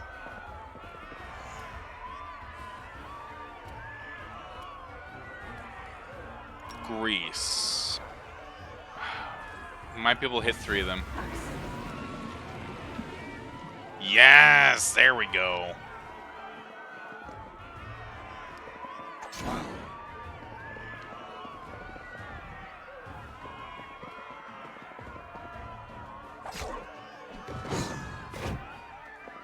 Okay, we might actually be able to save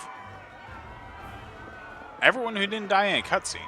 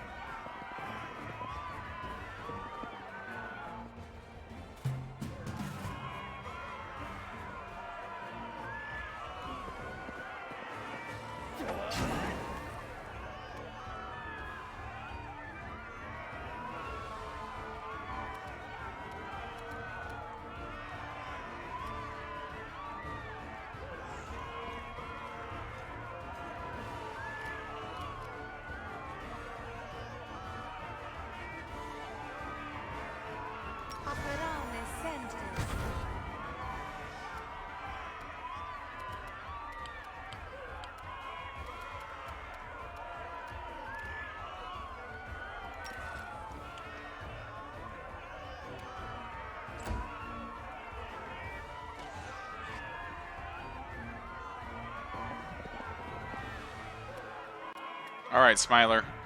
Knock him down. Maybe, hopefully. Alright, let's see this, yep. Gets a nice little +4, but unfortunately, not that high.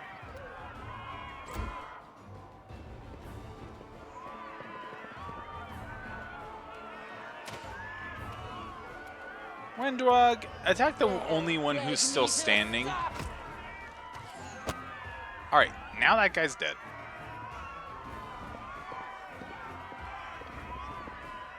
Okay, this is good. We are probably going to save everyone.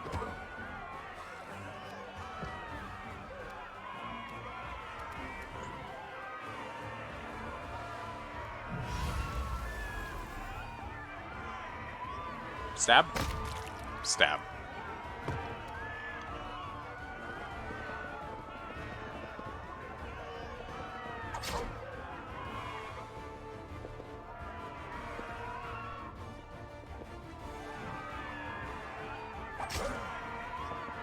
I appreciate your adventurousness, but you really don't have to, you know, like, go in there and attack the demons.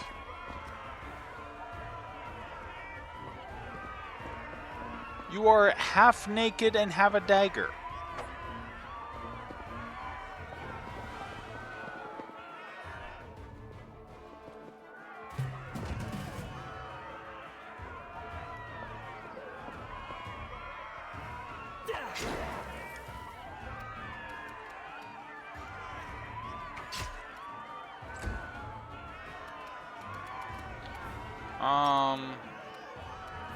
You know what? Make the Dretch slumber.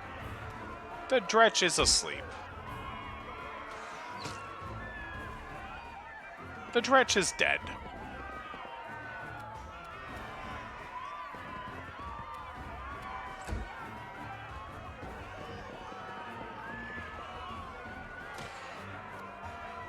Alright, Windwog,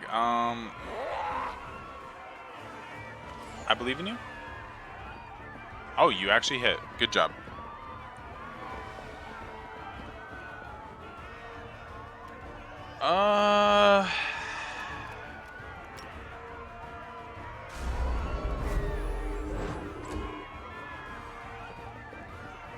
Give it a little buff of Light of the Angels. As everyone falls over from Greece.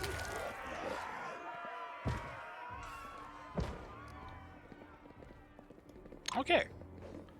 We got Blood Vial, Masterwork Scimitar, Decimation, a special Bardiche.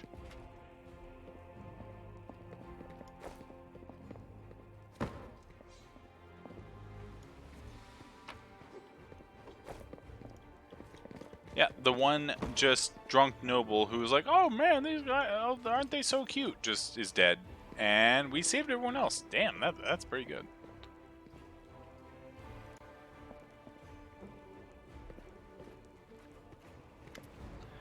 Greetings, a valiant stranger who has just burst into my life. I am the master of this house, Count Daeran Kale, myriad mellifluous monikers Arende. No need to introduce yourself, I find remembering insignificant details such as names of passing acquaintances a bore. Now we've finished with niceties, tell me this. How did all those thrice-damned demons end up in my soiree? Kennebrus lies in ruins. Zacarius killed Terendelev. The Wardstone has been captured, and you're asking me why demons gate-crashed your party? Kennebrus in ruins, Zacarius. Well, and I was really lamenting the lack of excitement in my little banquet, although it must have been tolerable enough if we didn't notice a great hulking demon attacking a dragon just outside the window. Count casts a look at the curtain window, and the light from the sea's fires flickering between the gaps in the fabric. Seems as though Zacarius' occasion was altogether more of a crush than mine, if you will pardon the pun. What should I know about you, Count, apart from the fact that you're highborn and very rich? As a child, I had my very own pony, but I always dreamed of having a lamb. I was never allowed one. Sheep were seen as peasant animals, utterly unsuitable for the scion of a noble line. The trauma haunts me to this day. I think of it every time I have roast lamb for dinner. I'm sorry that happened to you. Such a sad story. I had not even the slightest intention of upsetting such a lovely child. I'm not lovely. Some people have even called me a scarecrow before. That's patently absurd. Why, you can't possibly be a scarecrow with a crow following you around. I'm sorry if I failed to sate your curiosity. I loathe talking about myself to people I don't know, even more to those I do know. The only thing worth knowing, aside from the fact that I'm highborn and filthy rich, is I dislike Puritans and demons in equal measure. Well, perhaps demons a tad more. You don't seem very concerned about the city's fate. I have no friends here whose untimely demise I would care to mourn. The only alarming thing is how easily all this happened. I don't care for the thought that demons could come calling at my door at any moment. Just think, everyone had so much faith in the wardstones gifted by Omende's herald, and in might of our tame dragon, as if there had been no Dresden or a dozen other routes where the demons overcame every defense. The Count falls silent and rubs his brow, looking fatigued. The Arendes are one of the most ancient noble families of Mendev. They were related by blood to Queen Galfrey herself. The Count is the last remaining member of his dynasty. The rest all perished around 10 years ago in the tragedy at the family seat, Heaven's Edge. The demons got past the defenses and massacred everyone inside. I thank you for providing your friend with that helpful summary, my lady.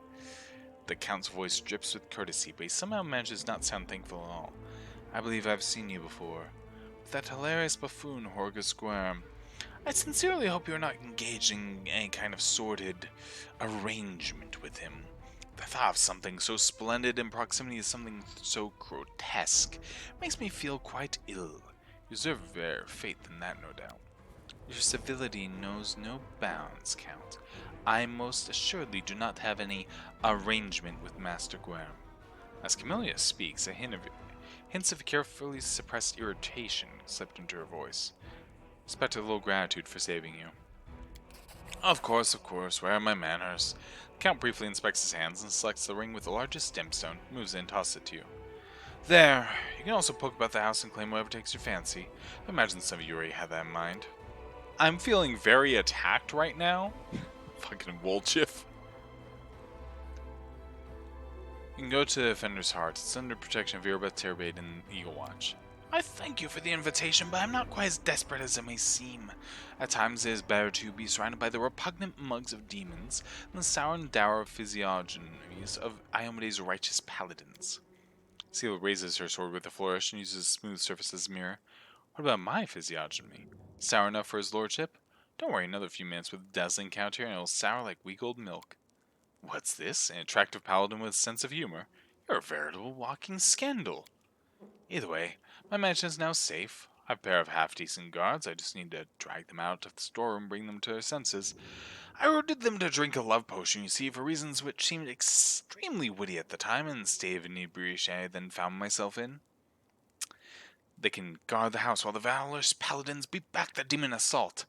They will beat them back, yes? Count was silent for a moment, thinking.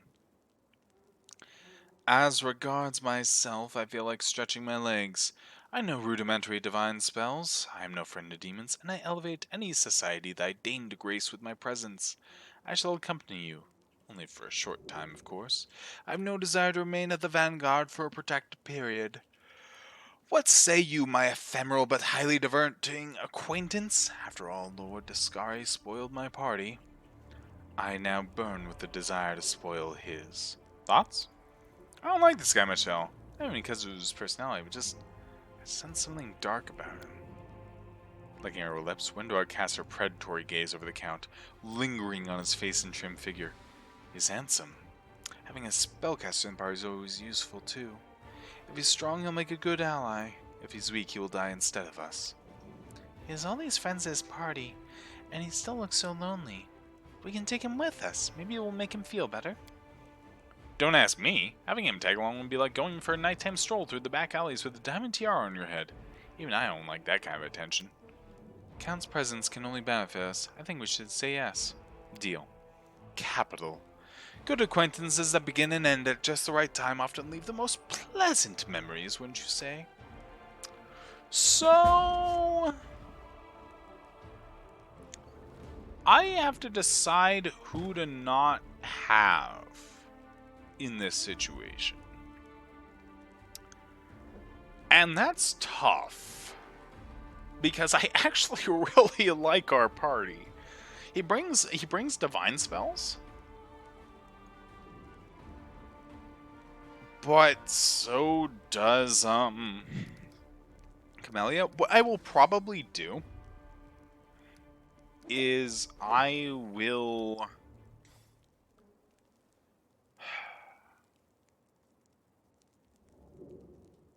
specifically for right now, what I'm going to do, specifically for right now, she's already used all her healing, at least her basic, I'm just going to cast this healing.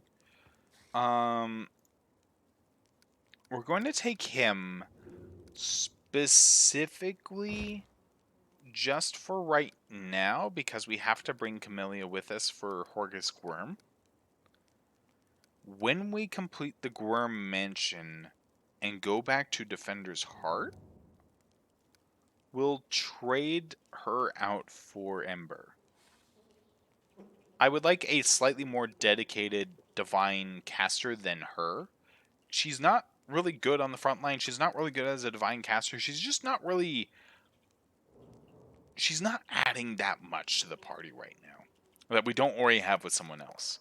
Having a more dedicated divine caster would help more. And Ember can continue being a heal bot.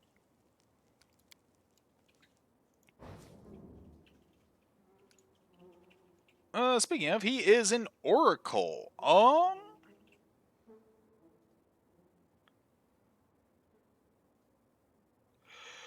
He is a charisma cleric.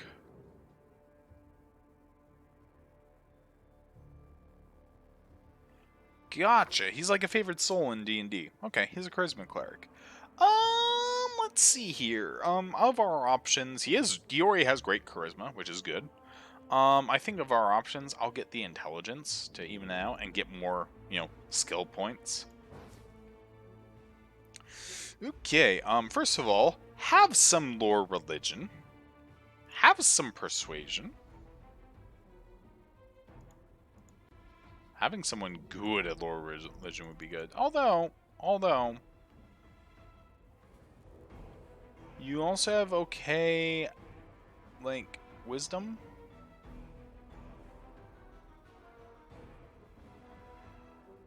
No, that's fine. That's fine. There we go.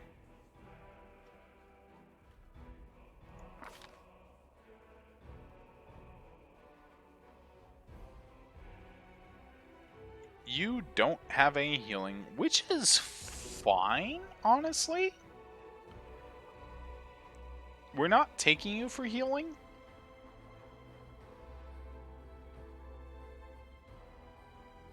Although that said, Camellia was one who had restoration shit.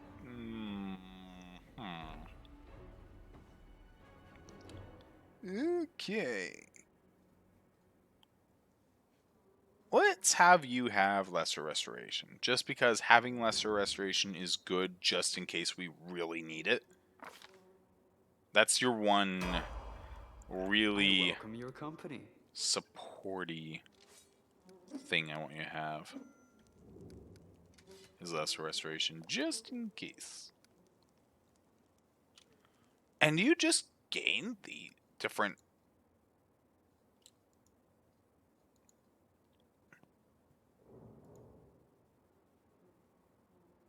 Oh.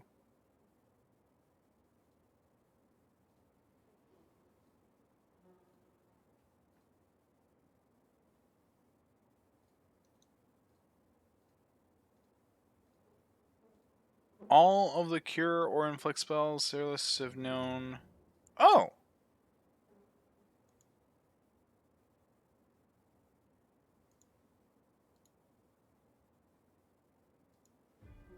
Okay, well that's good.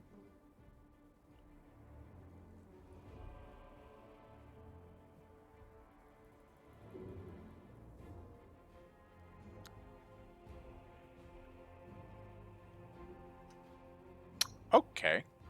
You're actually not bad as a healer, either. I heed the voice of the spirits. Huh.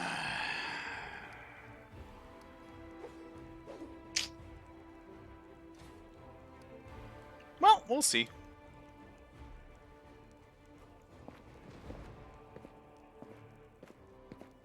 It is finished. Portrait of Galfrey Mendev, ruler of the kingdom and founder of all the crusades into the world wound.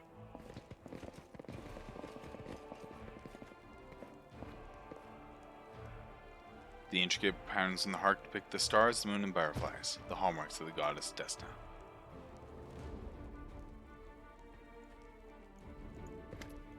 Thank you, stranger. The girl does not look the least bit scared. Her cheeks are flushed and her blue eyes are glittering. For saving us from the demons and for your timely entrance. Sorry, I don't know who has enraged me more today, the demons or the oh-so-affable master of this house. I'm a friend of Ilk's. He asked me to find you and protect you.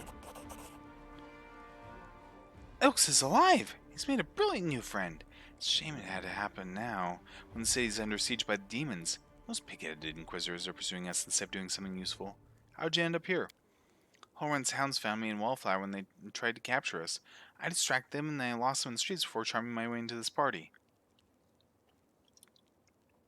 Even if the Inquisitors saw where I went, they wouldn't have been allowed past the door. Holren holds no sway among certain members of the aristocracy. So I picked a good place to lie low. That is until the demons showed up. Now that's more like it. So I've inadvertently been harboring a traitor wanted by the Cannabis Inquisition. This day wasn't such a waste after all. Do you know where the third of your group is? Wallflower? No idea. If he knows about demon attack, he won't just hide away. He'll go out and try to help people. If he doesn't know, well, you have no chance of finding him. He's a pretty skilled mage, but I doubt he'll risk using magic. He'll probably do something the Inquisitors won't expect. Pose as someone, disguise himself.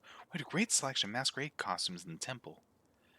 I know, I'll tie my shawl around your arm. Wallflower gave it to me. He'll spot it right away and know you're a friend. If I were you, I'd look from Cannabis's Market Square. Tell me about yourself. I'm Moranka, traveling bard and follower of Desna.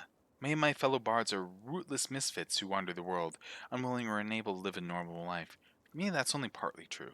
I have a wonderful family, my mother, father, grandmother, and brother. Right now they are far away, I'm sure they miss me. They've always supported me in my vocation and let me be free to roam. I just knew I couldn't be happy while there was so much of the world I hadn't explored, so many places where people might need my help. You can tell me about the master of the house. Oh, why'd you decide to break into the world wound and cast magic on us? You put your lives at risk. Your information can have been trapped by the demons. But it wasn't a demon trap, Ronka says forcefully. Then her voice softens and her expression turns pensive. You know, living next to a world wound and seeing the powerlessness of the Crusaders. It's very hard. We've been trying to fight demons for 100 years now, and we have nothing to show for it. I think that Queen Galfrey and the other leaders think we can defeat evil if we line up our soldiers in perfect columns and send them marching off with a stirring battle cry. We just need a few more soldiers, a little more discipline. We've been marching for 100 years. It's always 2 steps forward, 1 step back. While the soldiers are marching, people like Holren are seizing power behind their backs. His fanaticism and cruelty were forged in the same furnace as the Crusaders' righteousness. We will never defeat the demons if we keep trying to march down this same path. We need to change tack, to challenge our principles, trust our hearts and our friends, and not moldering doctrines. We need to listen to any entity that is willing to help us. My friends and I listened, and we trusted, and we tried to change something. At least we tried, even though it didn't work out. Naive children, that's what you are. But I admit your words stir something in my soul. I wouldn't put you in charge of a military campaign, but I'd be proud if I alongside you. What can you tell me about the master of the house? About the count? I wanted to smash a jug over his head about 5 times today already. It just brings that feeling out in people. It's one of his many talents. Other than that, you probably already heard about the Daeran family. All I can say is that the Count's servants flee this place like rats from a sinking ship. No one ever stays here long. You know he pays them extravagantly. I even heard one servant complain that he always feels uneasy in the Count's home, like someone's watching him. Unseen eyes staring at the back of his head, even if his back is to the wall, even if he turns around. I don't know if I believe all these tales, but I'm just telling you what I've heard. Yeah, that's the word on the street, too. This mansion is the tastiest morsel in the whole city, but all the thieves are afraid to even set foot in the street. Are you deliberately talking as if I'm not here? Excellent. Like any polite host, I shall return the favor and act as if you're not here either. You can get somewhere safe on your own? Looks like the Inquisitors aren't busting down the door just yet, and they're not hiding under the bed, so I think I'm safe for now. I'll be fine on my own. I'll go to her temple, to Ilk's. The Inquisitors must have searched there by now. They won't go back a second time. Let's go. Good luck. May Desna be with you, stranger.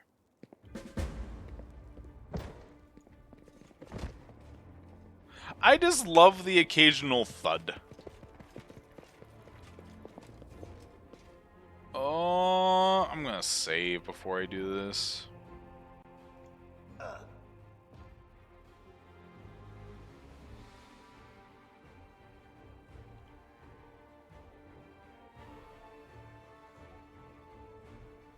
Time passed 2 hours. Alright. Cold Iron Masterwork Scimitar, Alchemist Fire, Composite Longbow, Gold Ring, 47 gold. Alright. Also, what gear do you have, my good sir? You are naked.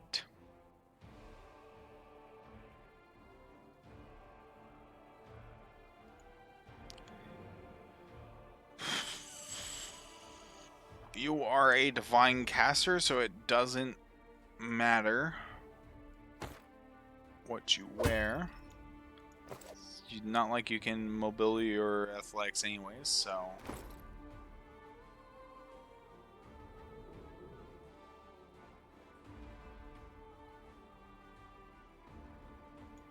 let's give you a weapon, fuck, you are useless.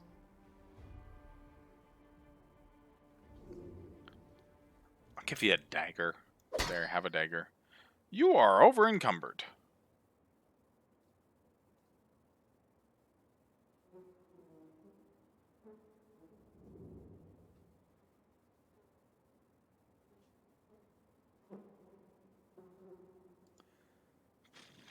Can we just, like, give you this? Would that be okay? No, that's still medium for you.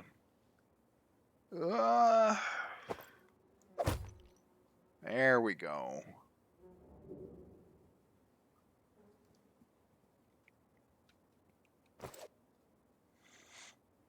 Took 2 hours to get over that. My fucking ass. Ugh.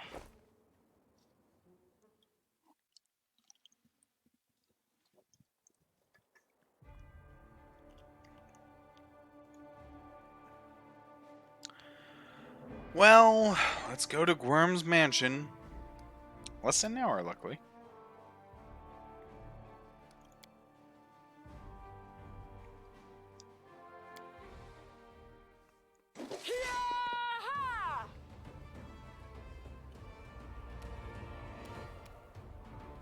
Time to share your treasures.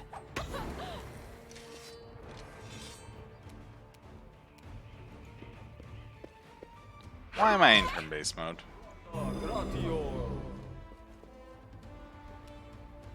I have literally no reason to be in turn-based mode. Hold on.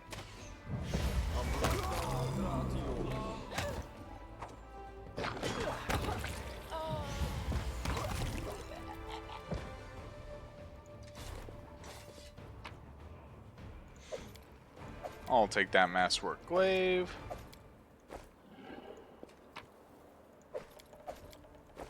Well, that worked. Thank you for the loot.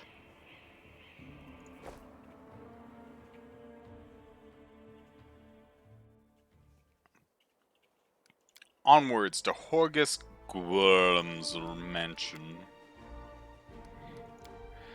Fucking love his name. I love playing it up. I loved it when I was running Wrath of the Righteous. Just like, I am Horgus Worm. Fucking. Let's see.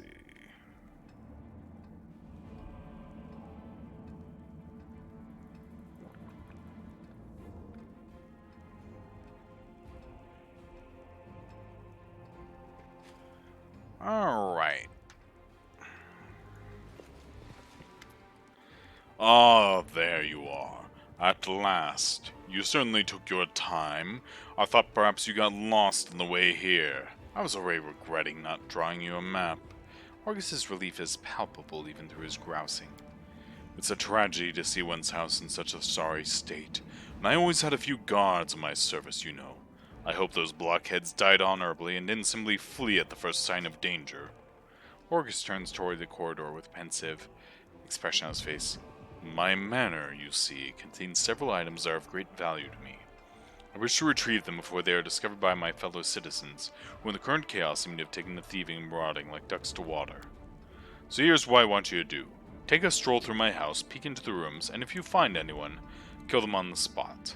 That'll teach any other opportunists to stay away from Horgus Worm's manor. While I was standing here by the entrance, I could clearly hear the sound of someone rooting around inside. Any possessions of mine you find in there you can keep. It's all as good as lost to me anyway. When you're sure the house is empty, give me a signal from my study window. Wave a torch around or something like that. You can decide when you get there. This should be good. I'm always up for poking around a fancy manor.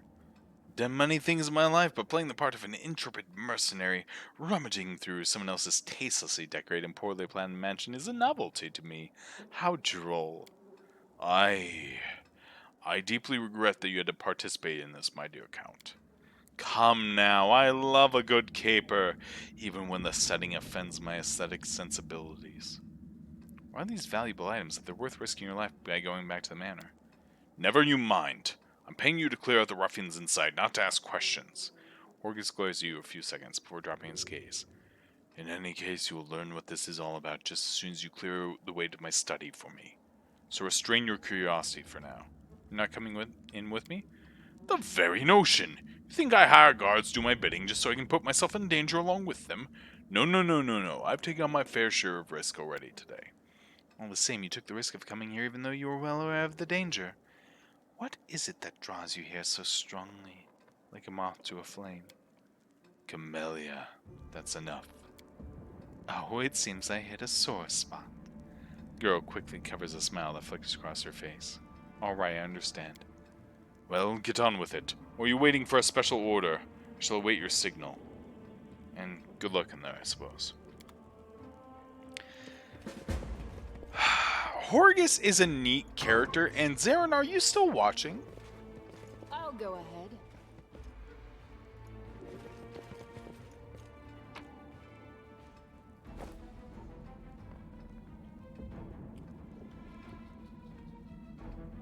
So our party escorted him here, and in the adventure path, he just wants to be escorted here, and then he locks himself in the vault.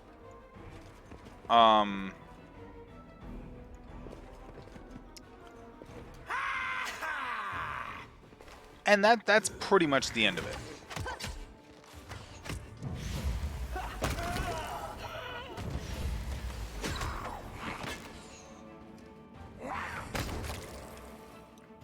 But I'd played the alpha. And so I included some things because people immediately wanted to go rummaging around in his house. Because people are people. And so I remembered one particular room. This room. So as our rogue was going around rummaging, unlocks a door, they discovered this room. A box filled with a variety of whips and floggers. A set of collars of various sizes. Chains, handcuffs, shackles, a collection to rival a prison's.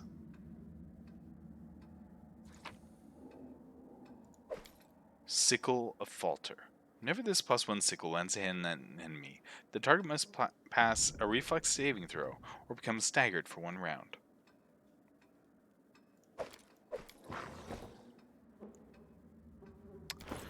Well, Jiff, A, can you use that?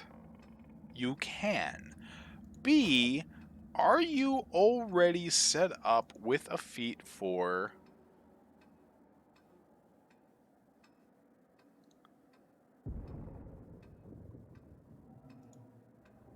You are not set up with a feat for specifically daggers.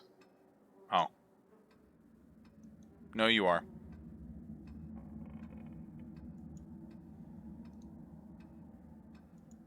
Finesse training, dagger. You prefer daggers. That sucks. So it basically comes down to, do I want the +6 damage or the... Who am I kidding?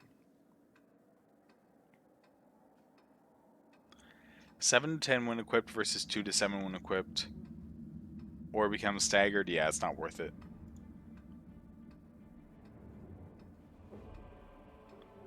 Now, meanwhile... Cold Iron, Finesse Wielding. Camellia, have a sickle.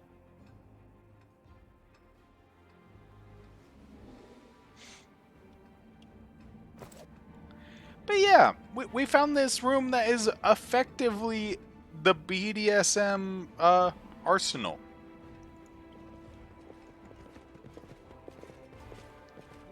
And I could never look at Horgus Squirm the same way again.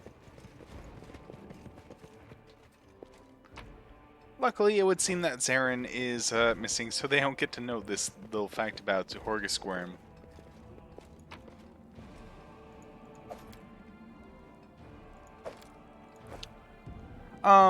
But yeah, like, the rogue found that room and just immediately started retching, because, Horgus Squirm is many things. He is not an attractive man. Let the duel commence.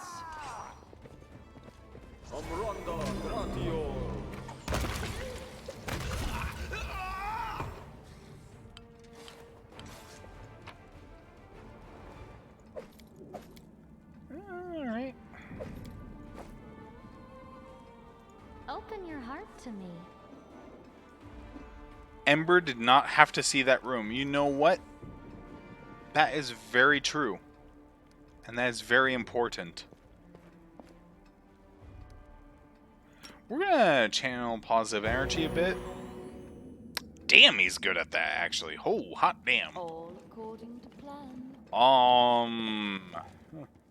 Oh, hey, Zacarius, there you are.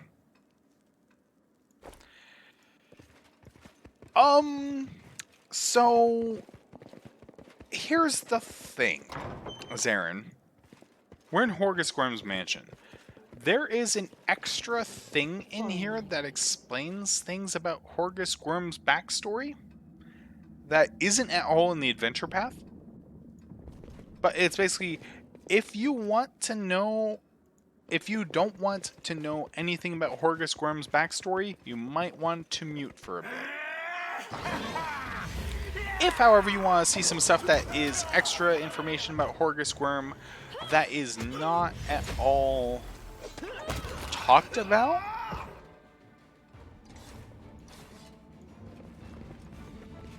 then keep watching. It's extra information and it gives a bit more character to him.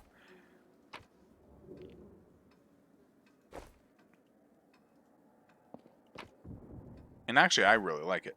Silver robe. What is this? What is this? This is...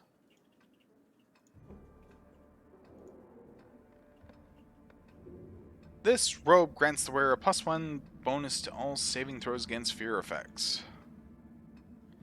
Well, Jiff, since you literally can't wear any other armor, have these robes.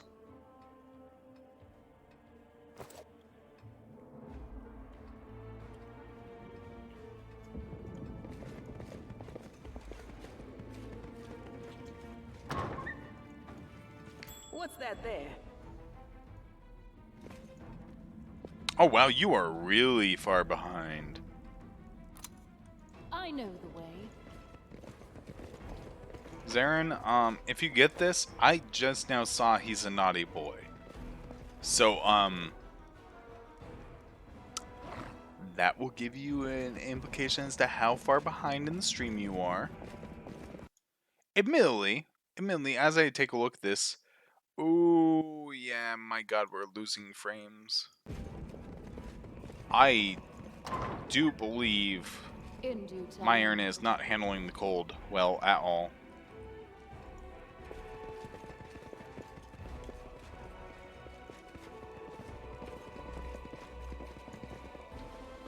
Sophisticated instruments of torture. The purpose of some of them can only be guessed at.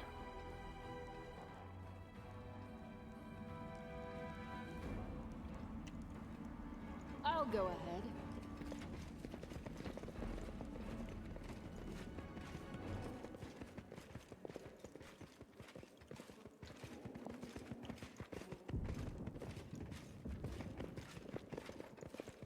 A heavy blunt object was clearly used to try and break down the door. If the lock is broken, the door cannot be opened.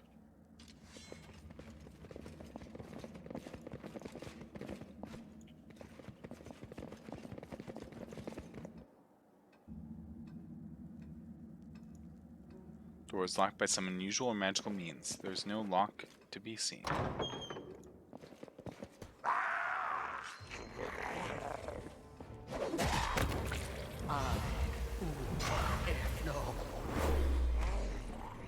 Drown in the holy light. Yeah, I would reload.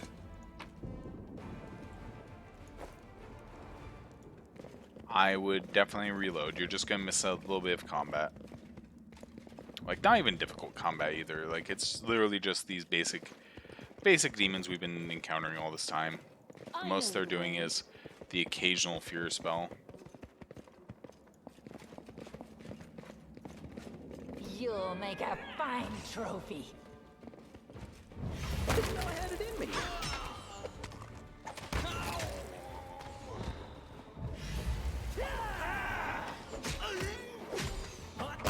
Welcome back, Zacarius.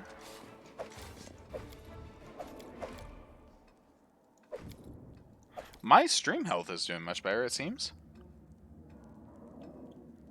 Or at least it's telling me so.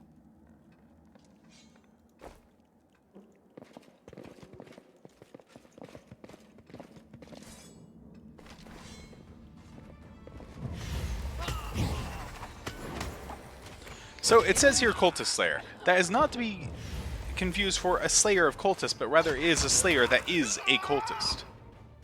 How far back are you? Well, I mean, you just heard me say that. How far back are you?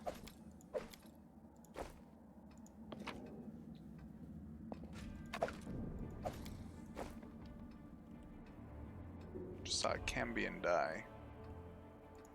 I mean, like, there's Cambions all throughout. Yep, cultist slayer. That's not too far back.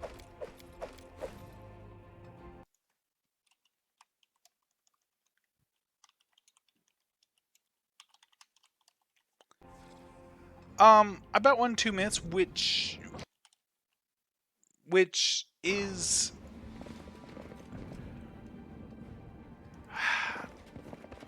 it's more like a minute, maybe 30 seconds, to be honest.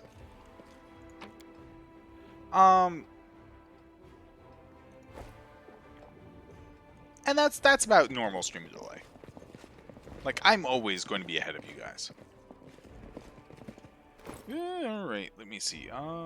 Usable. Can I copy the spellbook? Stone skin. Displacement.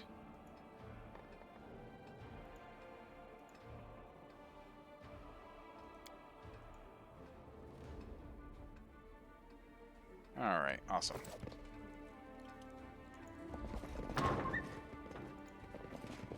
Do not fear.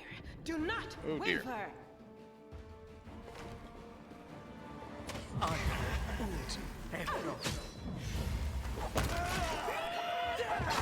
Ah, fucking babows. Can you stop what you're doing and go heal Woljif, please?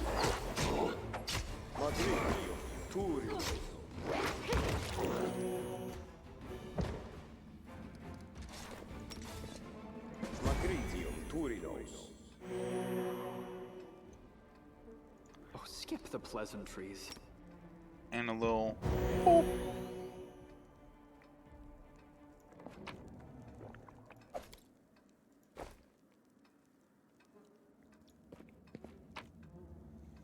Alright, Daeran.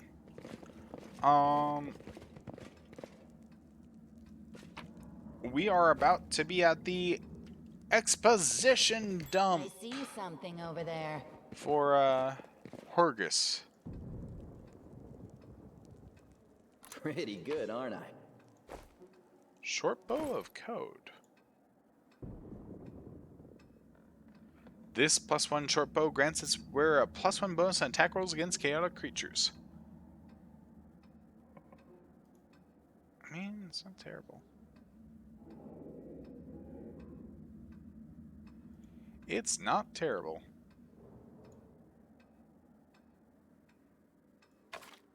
Yeah, here. You can have a little short bow just in case.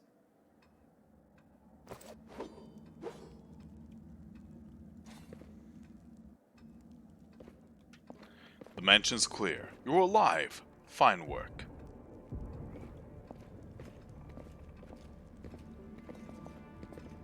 My secret door remains unopened. Fantastic, I wasn't too late. If you'll follow me. Family secrets are about to be revealed. It's so thrilling.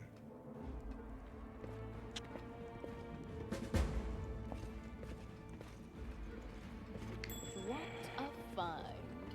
And here we go. A happy family. Horgus, an unknown half-elf, and their dark-haired young daughter. This painting is captioned, Horgus Squirm, Iris, and Camellia.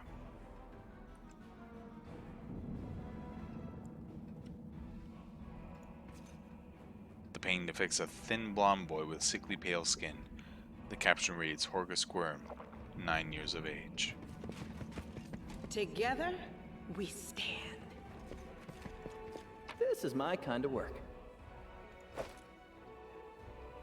Yeah. Camellia's his daughter. But it gets It gets better. So the Camellia's daughter thing, it doesn't come up in the adventure path because Camellia doesn't exist in the adventure path. What he's about to say otherwise, though, is yeah, it's just really interesting and it's a really big explainer for some of what he does. The paintings are right where I left them. Very good. Horgus Squirm thanks you for your help. Succeed at perception check. Something off about the paintings in front of you. The blonde-haired boy in the Gorm family colors doesn't look like Horgus in the least. The family portrait depicts Horgus alongside an unknown half-elf woman, a little girl who bears a striking resemblance to Camellia. Who's that in the paintings, Horgus? So you've noticed. Seems there's no point hiding it anymore. Horgus is silent for a few moments and sighs and presses his lips into a hard line. You see, I have two secrets. Camellia is, in fact, my daughter. And I'm not the real Horgus Squirm. You're not Horgus Squirm? My real name is Daeran Wit. My parents were the servants of the real Gwyrms, at the mansion on the eastern edge of Mendev. The Gwyrms were generous and noble, but short-sighted. They burned through most of their fortune on charity, when instead they should have taken better care of guarding the mansion. When I was 10 or so, I used to play in the garden with the real Horgus Squirm, who was just my age. No idea where the demons came from. Horgus ran to the mansion, and I bolted in the opposite direction. He was captured and killed, and I wasn't. Horgus shrugs apologetically. Crusaders came from the nearest city to aid us, but I was the only one who survived. They asked me my name, and I said I was Horgus Squirm. That's the whole story. Such a heart-wrenching tale. It never fails to bring tears to my eyes. You are in no position to judge me, Camellia. Horgus's hands curl into fists, but his voice sounds more tired than angry. You're right. I'm not. Daeran's expression is strained as he listens to Horgus's confession. Small boy in a manor under attack by demons. Such a familiar tale. Mendev has many such tales, but there are rarely any survivors. Take poor Horgus, for instance. You didn't make it. You were fortunate, Count, assuming you're not hiding anything. Horgus gives an awkward shrug, making it clear he was speaking in jest. Your past is your own business, not mine. Thank you. Remembering mistakes made in one's childhood is no easy task. It is difficult for me to speak openly about secrets which I have kept all these years. I've been hostage to them my entire life, strange as that sounds. Camellia is your daughter? Yes. Illegitimate, that is to say. She has resided in this house since birth. The staff thought she was a niece, or the daughter of a friend who died in the Crusades. I never disabused them of their notions. Her mother, Iris, was a half-elf of humble origins. She worked in the gardens here. I wanted to unite the Gwyrm family with another noble line. The Gwyrm name could not be permitted to mix with commoners and thereby plunge into insignificance. Iris did not protest. We successfully hid our connection. When Camellia was born, I did not claim her as my own. As far as Mendev knows, Camellia is the daughter of a Gwyrm family servant who died over 10 years ago. And before you start telling me what a terrible father I am, I want to tell you something. My daughter wanted for nothing. All her whims were fulfilled as quickly as they arose. I hired the best teachers and bought her the best books. She always ate well and had warm clothes. Isn't that what a parent does? You've discovered my most terrible secret. Father cares so much about the Gwyrm name that he raised me in our mansion, hiding me away from the whole world. I'll always be grateful to my father for everything he's done for me, even if Mendev society disapproves of some of his decisions.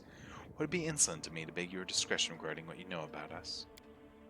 Damn it all, I thought Horgus as dull as ditch water. Now he brings this delightful offering of a stolen identity, a secret half-elf lover, and a bastard daughter? I'm afraid you'd rather put me to shame. Promise to keep your secret, Camellia. The hint of a smile plays in Camellia's mouth. Please accept my humblest thanks. Horgus casts a wary look at the girl but remains silent. What's it like to live your whole life under someone else's name? When I was a boy, I used to hate Horgus. The condescension most of all. The pity on his face. His smile when he called me to join him in his games. The difference in our birthright wasn't fair. Envy clouded my mind. When the demons killed him and not me, I thought it was a gift of fate. I seized my good fortune with both hands and never let go. I told them my name was Horgus Squirm, the only heir to the vast fortune of the Squirm family. On that day, life was fair.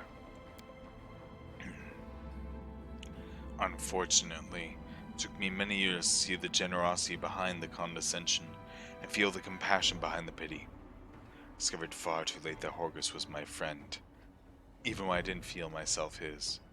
I never accepted the hand of friendship he offered until it was far too late. But now what can I do? Reveal the truth, reject the name, and allow it to sink into oblivion? Would my friend Horgus want this? Horgus shakes his head, tired. I bear the name of Horgus Squirm with the pride and dignity it deserves.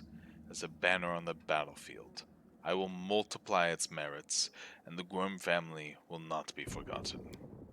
I still serve Horgus Squirm. Horgus attempts to smile, but the result is pathetic. What are you planning to do now? Well, first and foremost, I shall reward you handsomely for your help, and then I shall burn these portraits. I have kept them all this time out of misplaced sentiment, but they serve no purpose now.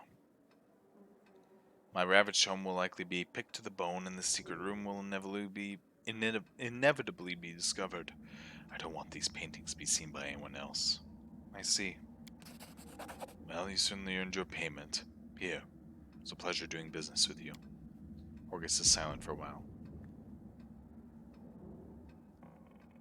Camellia, I can tell from your face that you enjoyed fighting the demons in this worthy party. I only ask one thing. Are you certain? Camellia doesn't answer. Looks at Horgus with a half-smile lingering on her lips. Well then. Clearly I can no longer keep you safe. Our house is destroyed, our servants scattered or dead. Horgus stares into his daughter's face, as though he is seeking the answer to an unasked question. He turns his attention to you. But now follow me. We will make sure that no one ever again discovers the secrets of Horgus Squirm.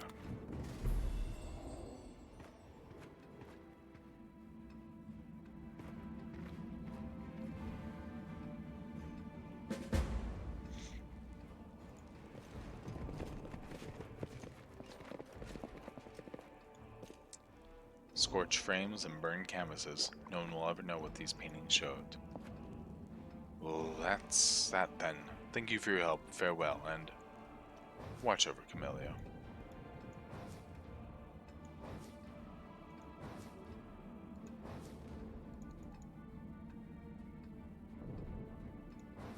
Why is your charisma down? Well. Follow my lead.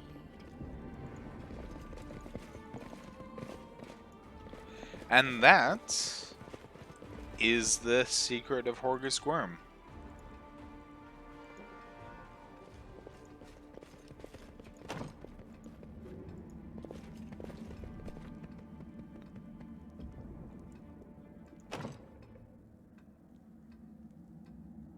What's on your mind? I wonder. He is, in fact, not Horgus Squirm. And everything he does, his focus on his company and his focus on maintaining a reputation as a shrewd businessman, but a fair businessman. All his secret donations, rather than the open donations the Gorm family used to make, that left them without any guards. All of that is because of what happened to the real Horgus Squirm.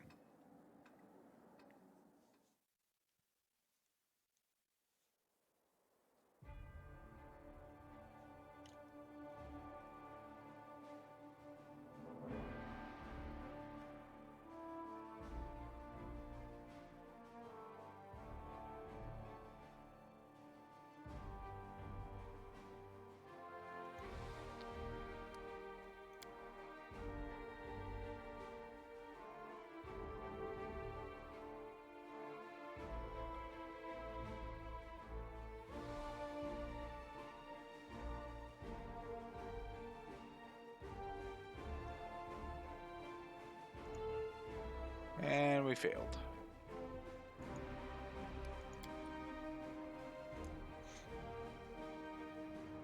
And people are getting tired. It's going to be the first time we're going to have to camp outside of the Defender's Heart.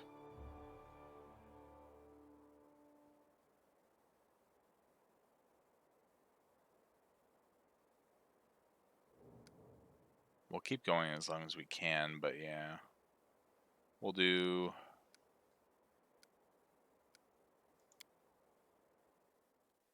here. Fatigued is bad, but it's not terrible. We can do one lull. Oh, wait. No, no, no, no, no, no. No. We are not doing this. That's right. Topaz Solutions is the place that I almost killed the party.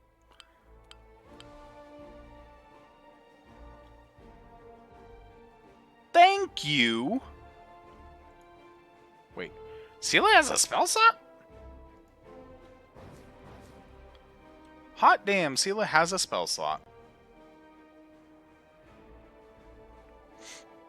I'm not used to that.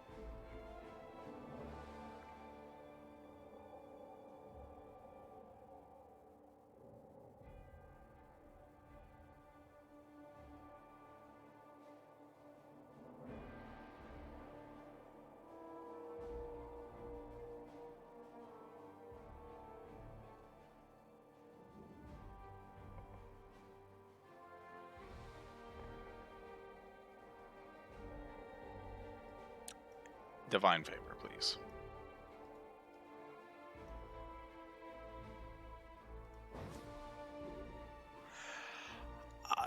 I didn't. So I didn't know exactly what level they were getting spells, and that's my mistake. But yeah. Anyways, camping. Protective charms and rituals will weaken the growth of corruption, but they will not be able to fully negate it. Assigned characters will perform divine rituals to weaken the growth of corruption and ensure better rest for all group members. These characters must pass a lower religion skill check against the DC of the area where you rest. A secondary assigned character will help to pass the check.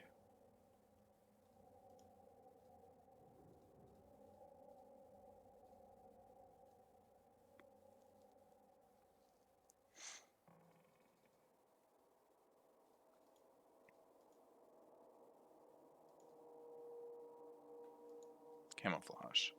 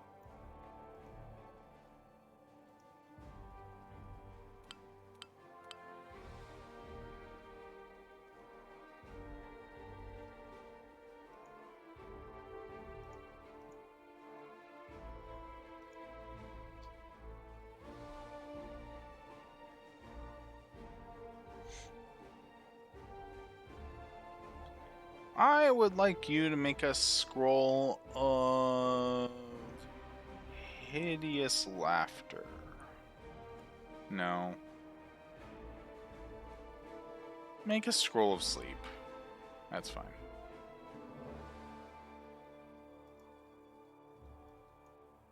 Can you not?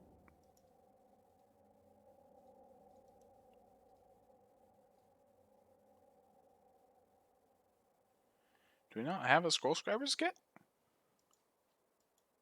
We do.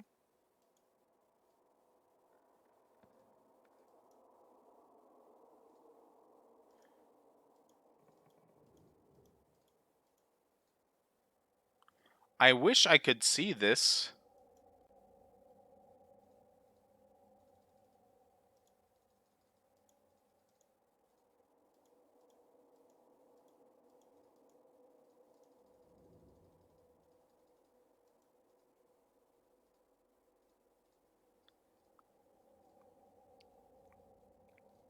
Why can't we do it? Supposedly we don't have a scroll scribers kit? Hold on. Could have sworn we had a scroll scribers kit.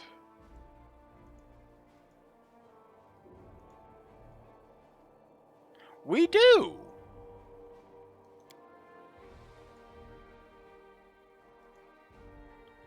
What the heck?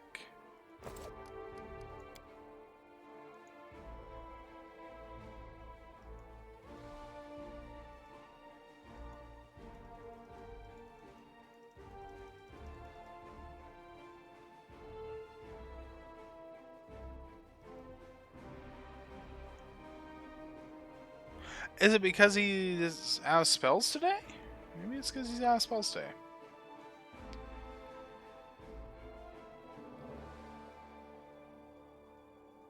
I'd buy that. No.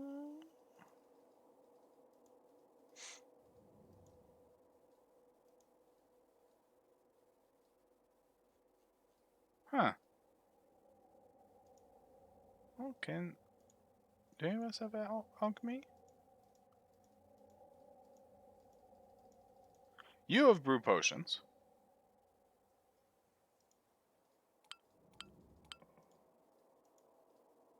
You can't make potions.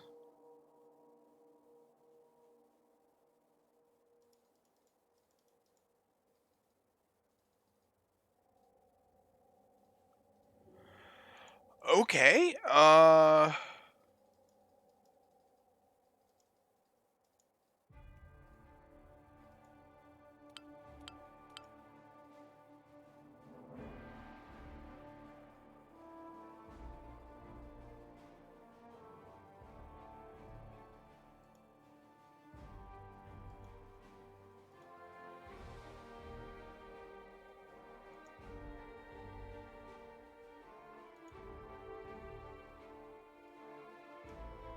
alright, well.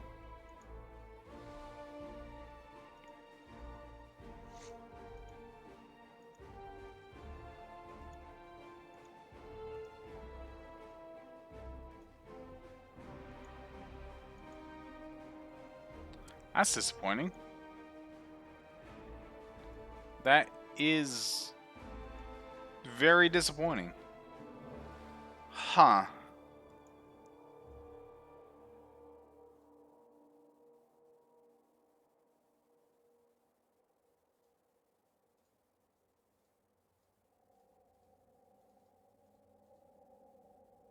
Oh, well.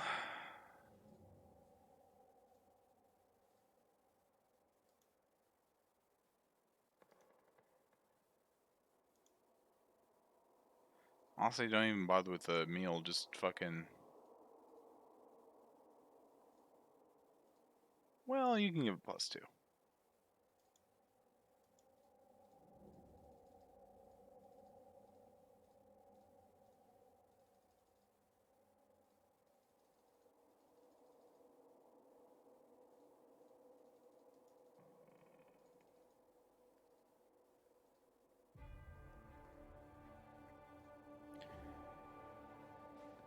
Protective charms and rituals will weaken the growth of corruption, but they will not be able to fully negate it. Alright.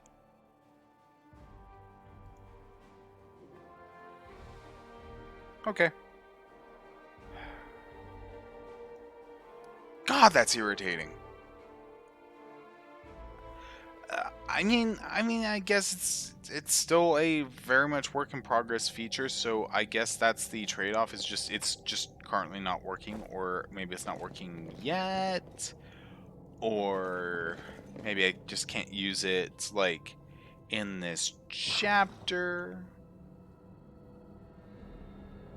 I'll have to take a look. Huh. A little chest. Or a little pouch. Okay. Oh god, that's a mimic. Hold on. Hold on. Hold on. That's a mimic.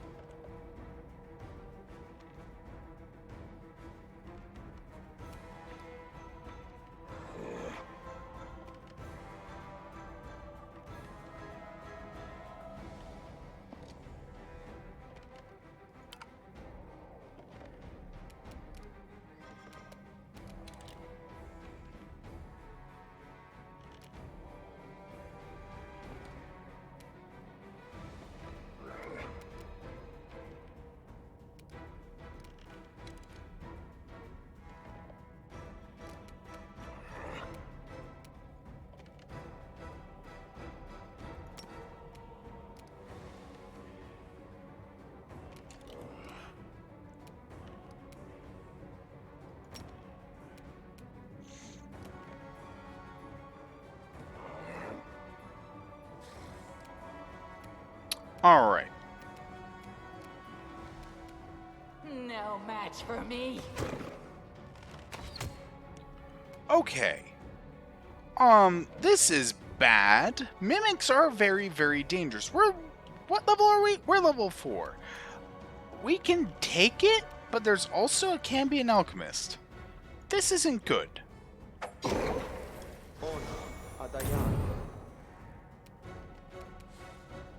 Smiler, please kill it. Oh god. Oh god.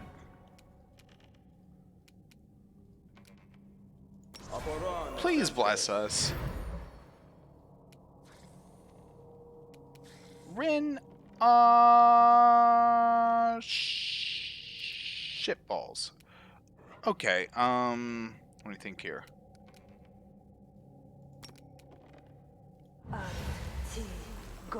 Shocking Grass the Mimic now. And crit! I will take crit. Ooh. Okay. Alright, we're good. I am suddenly less worried. Okay. That went from really bad to we're okay. Okay.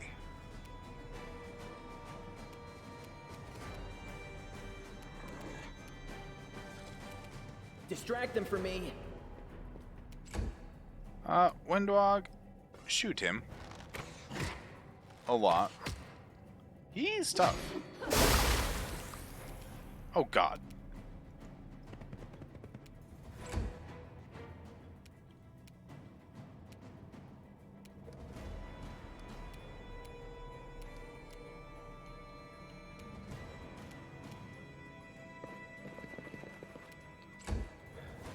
I was not expecting Shocking Grass to just, you know, crit. I'm very glad it did, but I was not expecting that. Anyways, Lie of the Angels. And Seela, please smack the Cambion. Camellia, please smack the Cambion. Woljif, please sneak attack the Cambion. Why did I skip Windwog's turn? Only death can stop me. Oh, dude, that was bad. That was bad. Please heal Windwog. Okay. This should do it. Into the fray!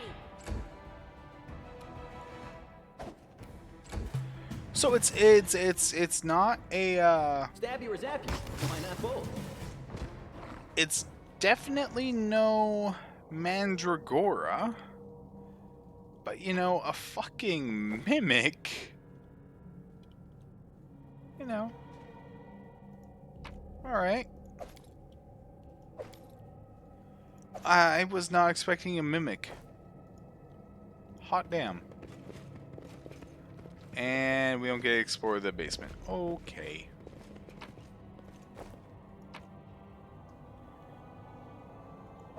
Like crossbow of Oracle's Misery. Oh, hey!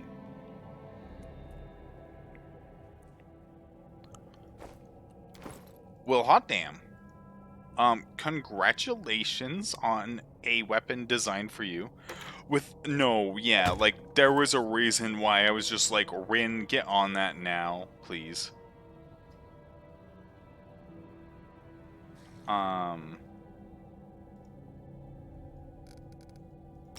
That could have gone so much worse. You guys saw how much damage that mimic did in one turn. Well, also, just by fighting the mimic, like, our weapons could have got stuck in it. Like, so much could have happened. All Alright. according to plan. Let's pick... Oh, God! There's another mimic!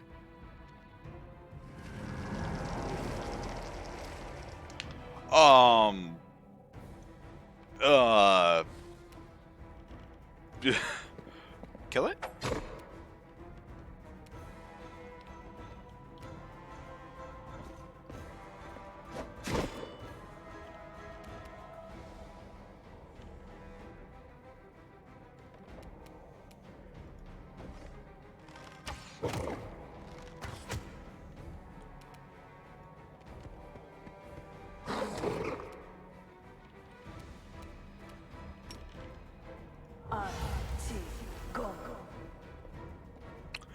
Thank God it didn't activate during the other fight, or like, I'm pretty sure our lovely count here would be dead. Because he was in the room with it, damn. And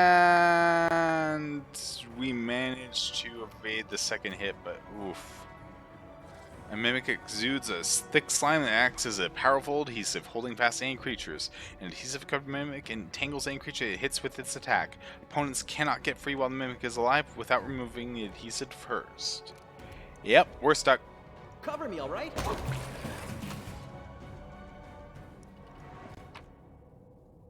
Okay.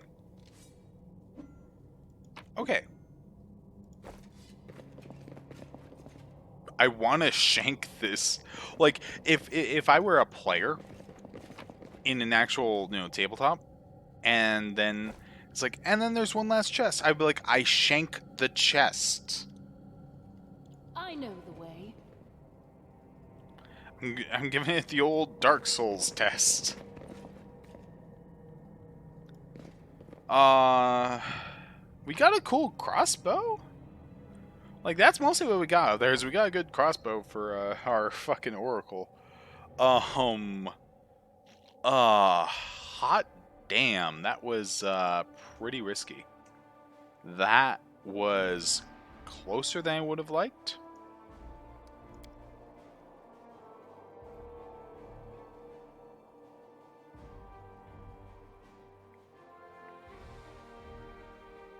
That was a lot closer than I would have liked. Okay. Alright, awesome. We're going to hit the Tirabade residence and then make our way back to the Defender's Heart. And that should be a good place to call it for the night.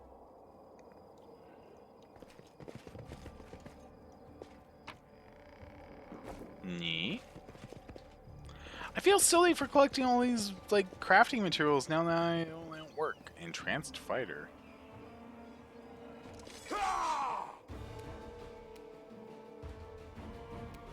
Can you charge? You cannot. And I want you to move forward. There's nobody else here? Okay, well. Smack the fighter.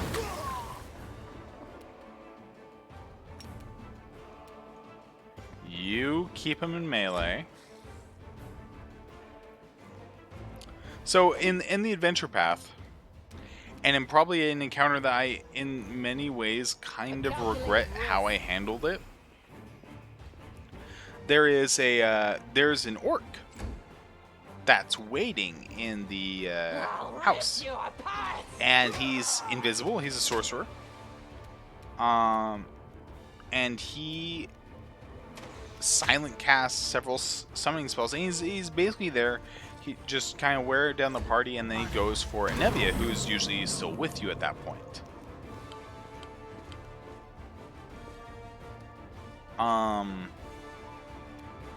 The inheritor, guide my blade. And he stayed invisible, as the game suggests. Vermlek Necrophage. What the fuck? The fuck is that? Is that a fucking cat? Looks like Grandma.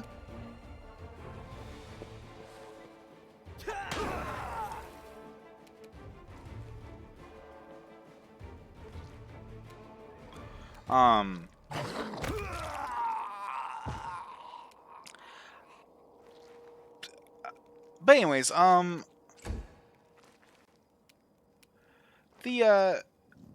This will hurt. they kept guessing where he was and casting AoE spells or spells to try and disrupt him or all this other stuff, and they kept missing wrong because unfortunately he does move around because, like, he's a person, he realizes they're looking for him, he's going to move around.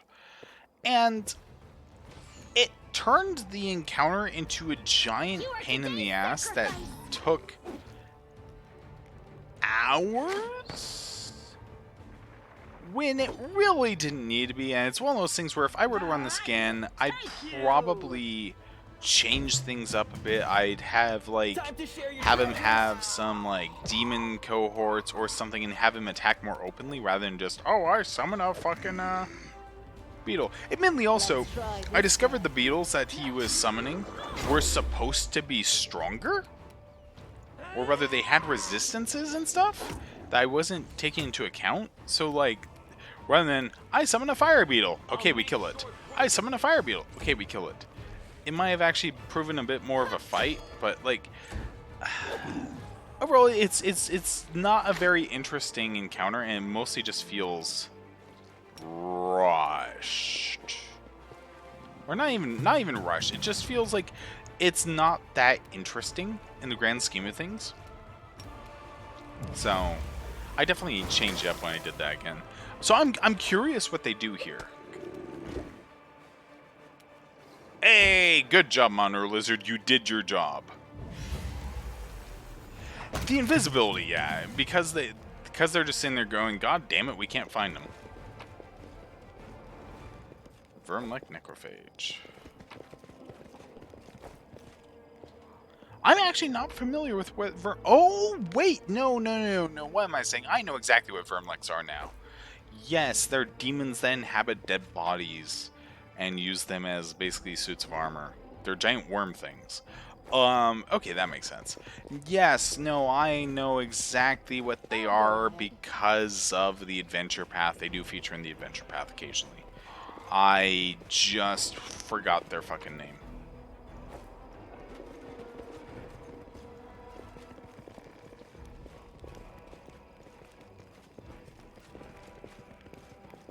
But Daeran, this is what Cal wanted to burn down.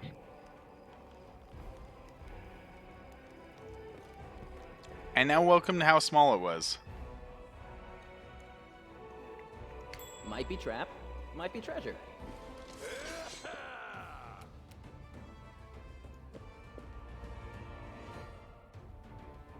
This is my kind of work. They slightly redid it. They slightly redid it. Looks like. This should do it. They gave it a basement instead of the third room. They expanded this room. Okay. Oh, did we? Precision. Oh yeah, you're right. Now you mentioned that, we did run into a few of them. Yeah. I think it's because it was on its own. I noticed it more. Oh, that's a succubus, and Woljif is dominated. That's a succubus. You know, actually, that is a cool way of doing that. I actually kind of approve of that. That's kind of smart. I could hold person on Woljif. I'm gonna hold person Woljif because otherwise he's gonna kill someone. This was not part of the And I got stabbed.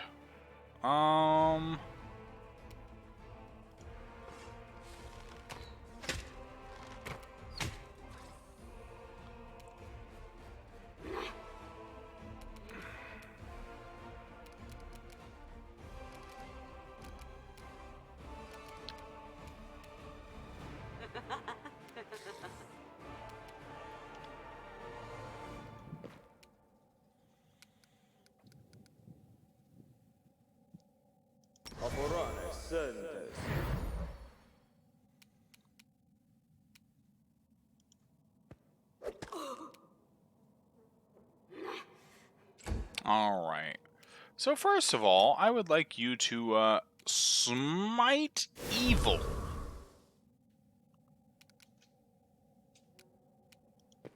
On the succubus. I think she's supposed to have flapping wings here, but I don't think they're like fully done. Yeah, like those are definitely bugged out. But you know, that's beta. Never dropping AC for HP. She can only wear light armor.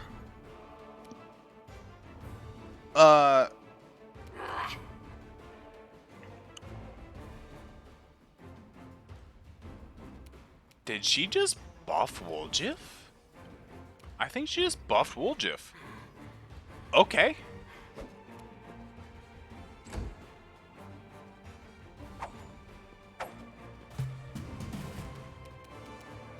Well, okay.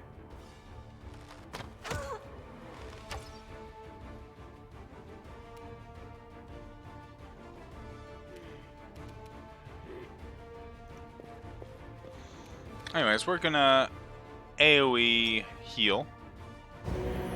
And of course it doesn't hit Rin for some reason. Okay, that's fine.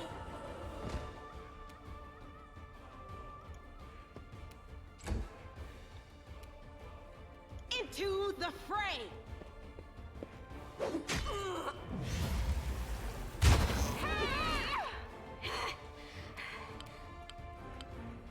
Oh dear.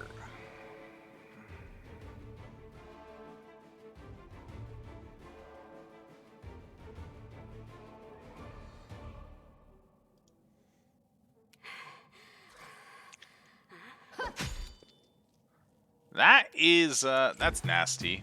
When do I kill the succubus?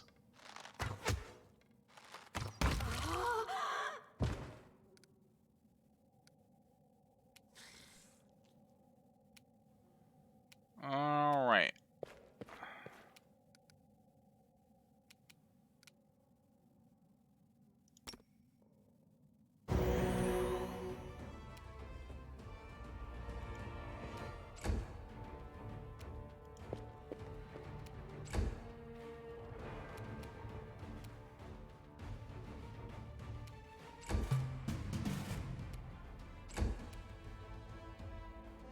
Alright, stand up.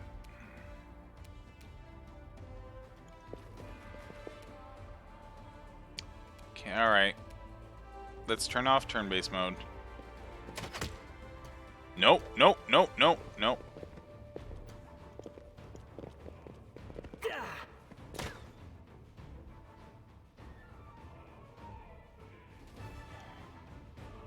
Does anyone else have hold person?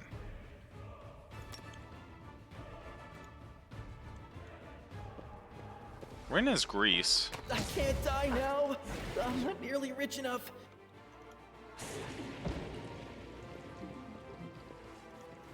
No, no, no, no, no, no. How long as you got? 14 seconds? Run away!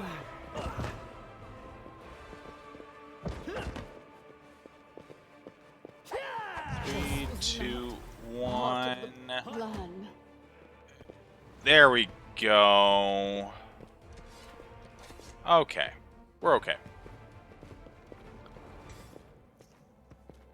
Alright.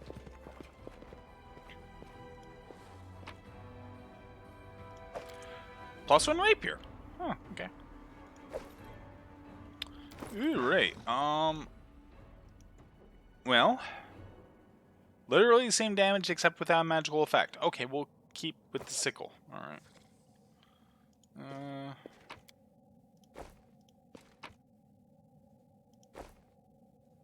Earbus Slayer. Nevi, if you're reading this, know that I am alive and I'm rallying a troop of survivors to rise to the city's defense.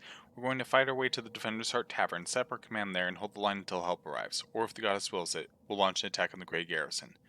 I love you and I trust that we will see each other again in this world. Erebeth.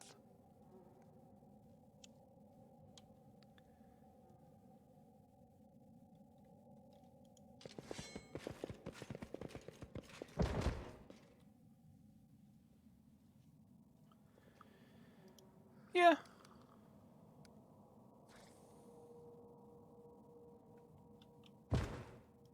Meanwhile, that's the only downside with Greece.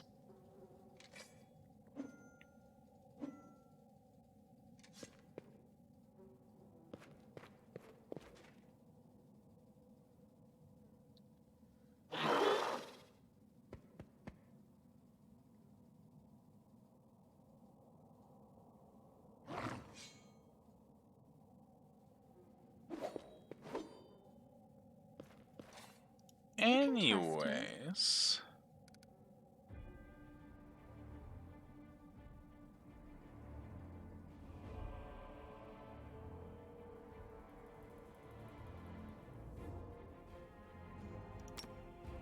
Let's see if lesser restoration will restore your negative level. Nope. It needs a full restoration. Oh, that sucks. We don't have access to that, do we? Do we? She might. Nope, just regular lesser restoration. Oh, that's unpleasant. Well, alright. Let's seal people up.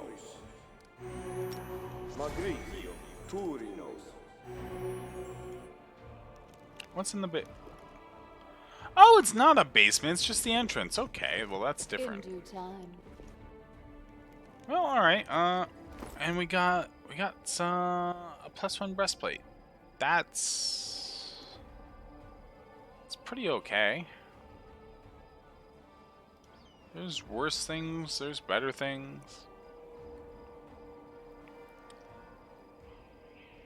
Like that. Yeah, there we go. Have a breastplate.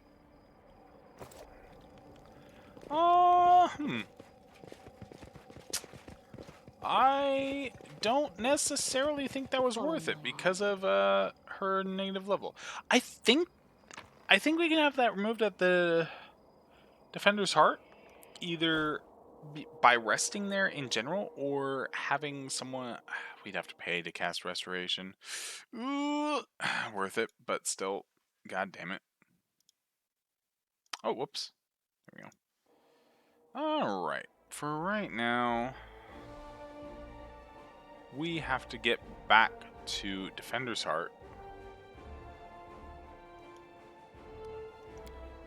which will take 8 hours. Okay.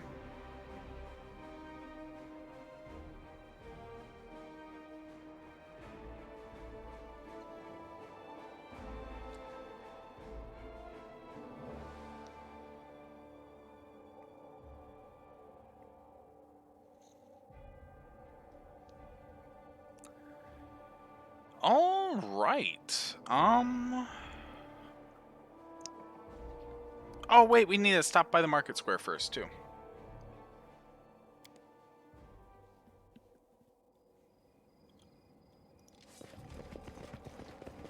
Let me draw the first blood.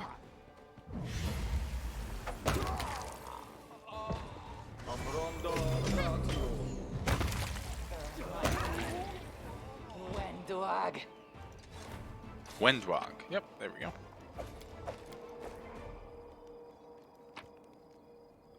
Masterwork composite longbow, masterwork falchion, masterwork glaive, pile of money.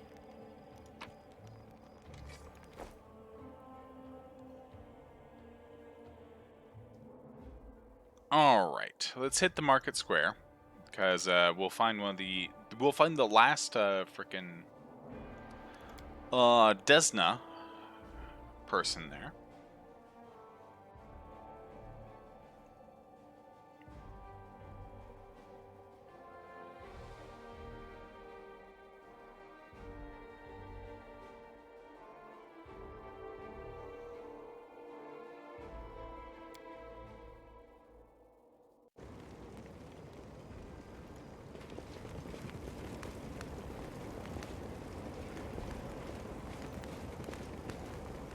Oh, that's right. Hold on. So,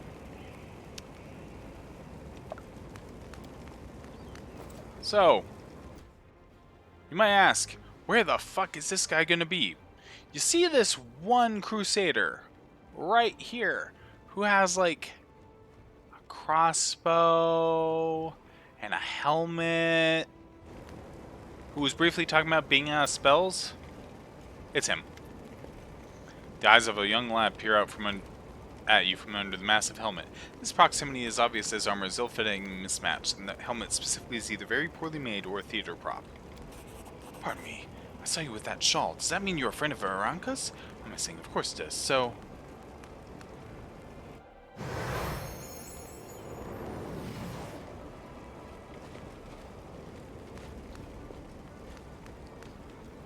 The young man's speech is interrupted by the arrival of a new cast of characters. People in the robes of Iomedes and Inquisitors appear from all sides surrounding him. Adept Thal of the Temple of Desna, you are under arrest on suspicion of treasonating demons. You have 1 minute to come quietly. Drag your feet and we'll count that as an attempt to resist justice. The man's eyes go wide and he says nothing, clearly not knowing what to do. Demons are running amok all over Canterbury. Now is not time for settling scores. On the contrary, now is the perfect time to catch demons' accomplices while they're overconfident and letting their mask slip. You are torturing this poor boy for nothing. I can't stand for this. Following orders and acting for the good of the city. Troublemaker must be arrested. Alright, so they are full Inquisitors, which means they have spell levels, etc. So we're gonna fuck them up. No match for me.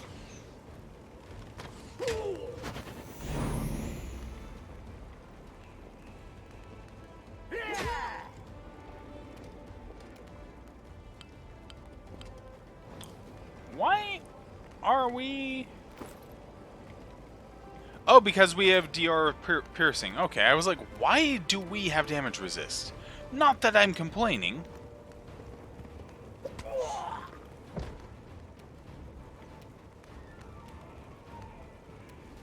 The Inheritor, guide my blade.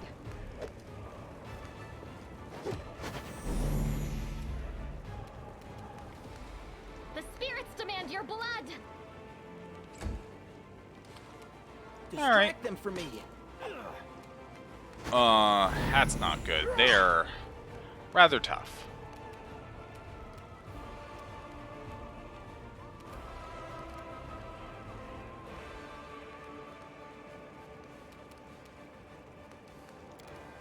Go ahead and use an arcane weapon enhancement.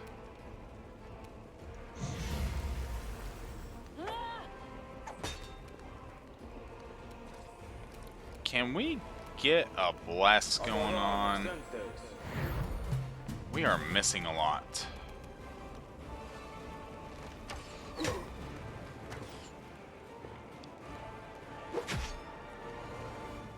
Smiler, bite. Hit. Don't you have poison? Oh, no, wait. That's right. You have poison later. That's right.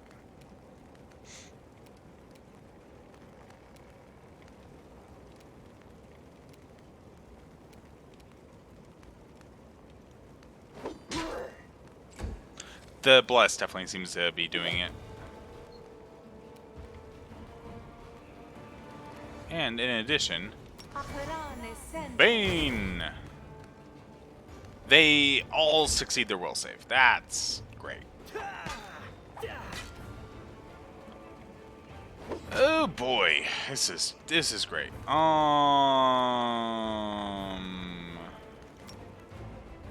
Become dazzled.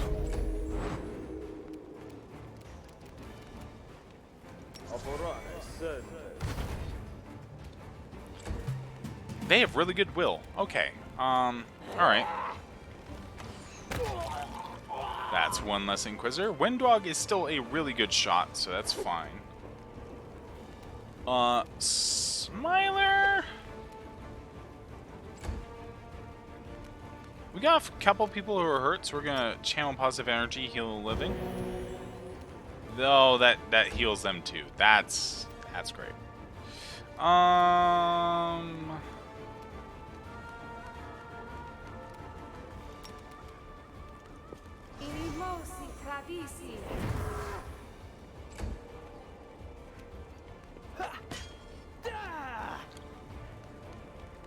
Can you please hit?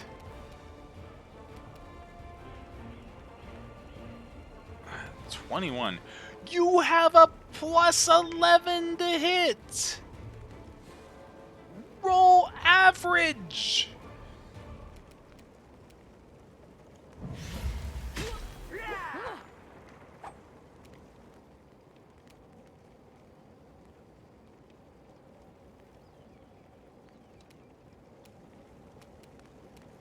Okay, let's see here. Shield of Faith on Rin, please. Wendwog, do what you do best. This kill is for you!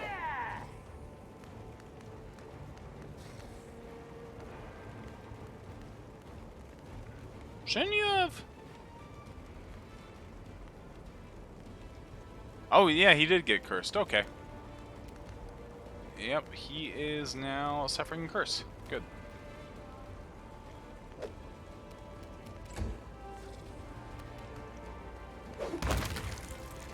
Oh!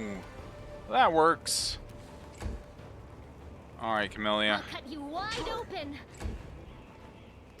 Stab you or zap you? Why not both? And there we go. Okay.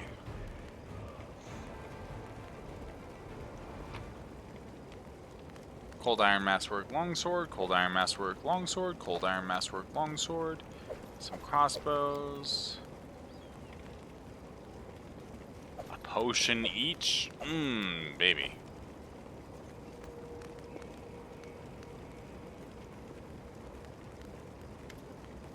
The young man lances set by his Inquisitors and turns around. Oh, Desna, why in doing what is right must we so often be forced to spill blood where it is not necessary? This really be the price of the true path and of freedom? Tried to kill you all, and you pity him? You coward, you spit on your enemy's corpse. You don't drown it in your tears. Thank you. I've been done for without you.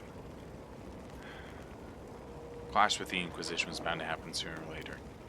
Maybe, but if it wasn't for our sin with the Wardstone, which we didn't even save. Anyway, I only have myself to blame. If you don't mind, I'm going to the Temple of Desna. I want to be alone with the goddess and reflect on all that has happened. So anyways, we're going to Desna, or the Temple of Desna. We had some bad rules. Like, it was not a good time. That could have gone worse. It could have gone better. It could have gone worse. But, you know, that's what it takes.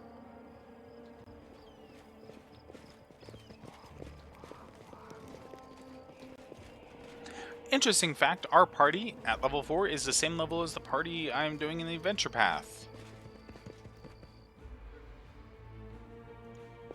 Alright, and now all three are here. However, we're going to loot first because looting is good. An altar of Desna, goddess of luck, patron deity of travelers and dreamers.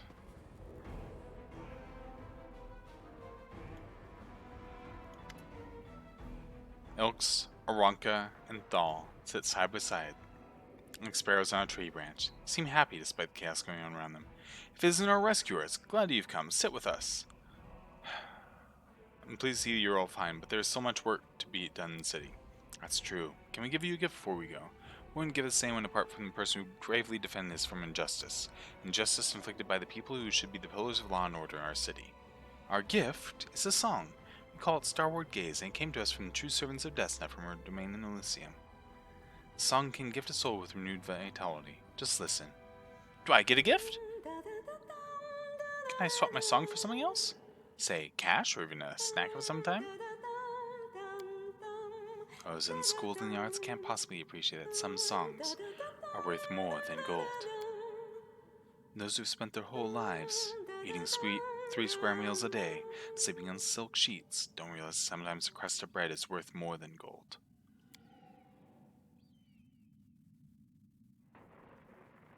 Listen in silence. Free your soul. Sing with us. We'll make sure you remember the song. It'll be useful to you in the future. Rin's not usually taken as somebody of fancy. And Flight's a fancy. But life is to be enjoyed and to be lived. That's what she's fighting for, is, joy in her mind. So yeah, she'll sing.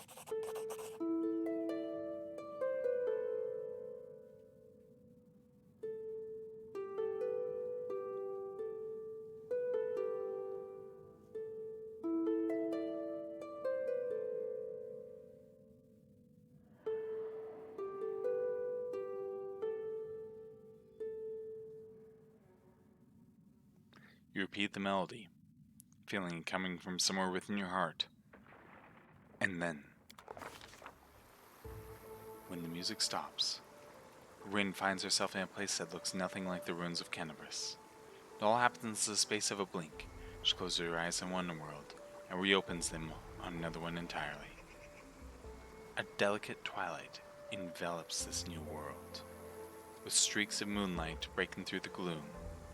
Rin is standing in a shallow stream of murmuring water, deep in a forest. There is no one else around. Garlands of unfamiliar climbing plants twine around the trunks of gigantic trees, and dangling from their branches are vines, woven into what look remarkably like swings. A carpet of fragrant grasses spreads out at the trees' roots, with islands of phosphorescent moss and lichen dotted here and there.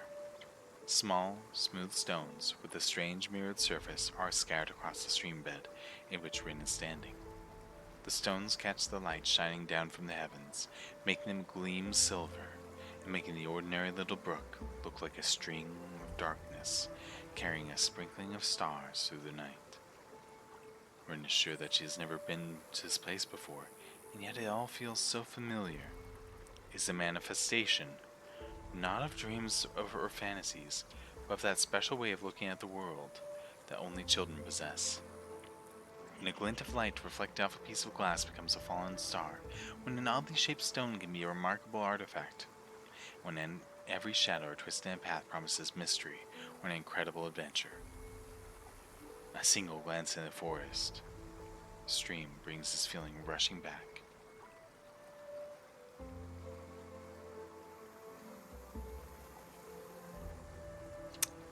Realizing this, Rin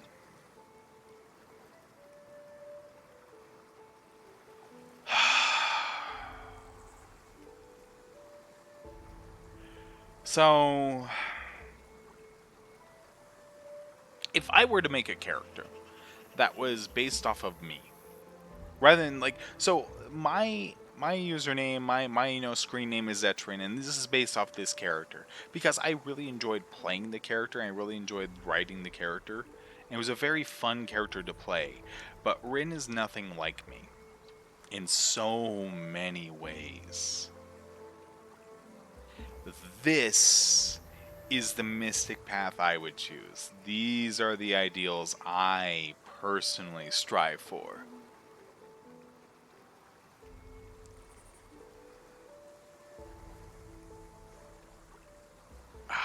Which is why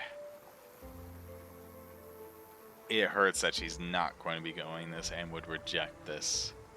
She won't go flat out dispel it. She's going to take a moment to look around. Unhurriedly makes her way along the stream bed, taking in her surroundings. The whimsically twisting stream runs through the silent forest, and Rin unhurriedly strolls along it. This place evokes a strange feeling of, not calm, no, in fact quite the opposite, a feeling of restlessness and anticipation, of incredible discoveries or unexpected encounters. Or, then again, perhaps it's not the place at all, but the eternal hunger, the craving for new experiences, which dwells within many mortal hearts. Ah, my god, do I know that hunger. Speculation aside, just as Rin rounds the next bend, an unexpected encounter does indeed take place. They come closer, not attempting to hide, stepping lightly on the mossy carpet, leaping from branch to branch, or flitting through the air. The creatures are thoroughly bizarre, as though they were deliberately conceived to try the sanity of every taxonomist of the planet. One has the fluttering wings of a butterfly on its back, another has the tails of a dozen different animals, while a third boasts tresses of streaming water, hooves instead of feet, and springy clover growing all over its skin.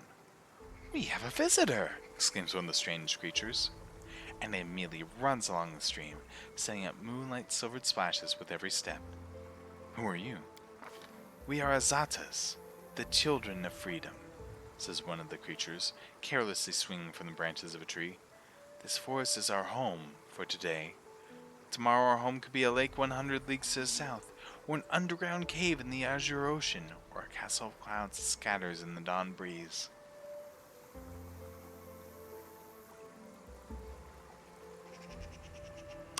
"Where am I?" "Don't you know where you are?" asks the creature in amazement. There are plains of breathtaking beauty and plains of astonishing wonders, but only Elysium is woven from the craving for beauty, from the belief in wonders. That is where you are, in the most peaceful, most wonderful corner of the plain of boundless freedom.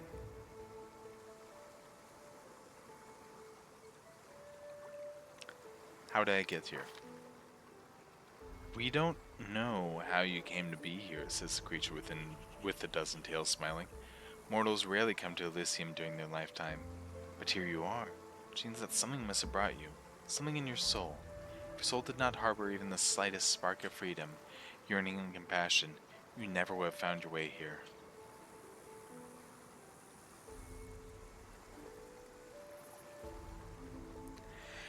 Now that you know the answers, tell us, what do you want? I have to go back. They need me here. The creature with the butterfly wings, who has hitherto remained silent, gives the visitor a serious looking nod to itself. I smell the burning, blood and tears the place you have come from, clings to you. It is right that you don't wish to turn your back on the suffering and those you left behind. None of us children of Elysium would do such a thing.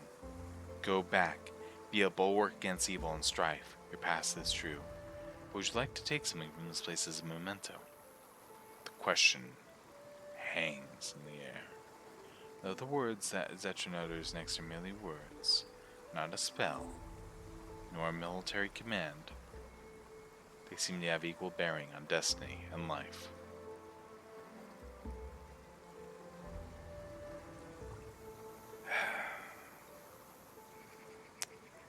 And here's the heartbreak.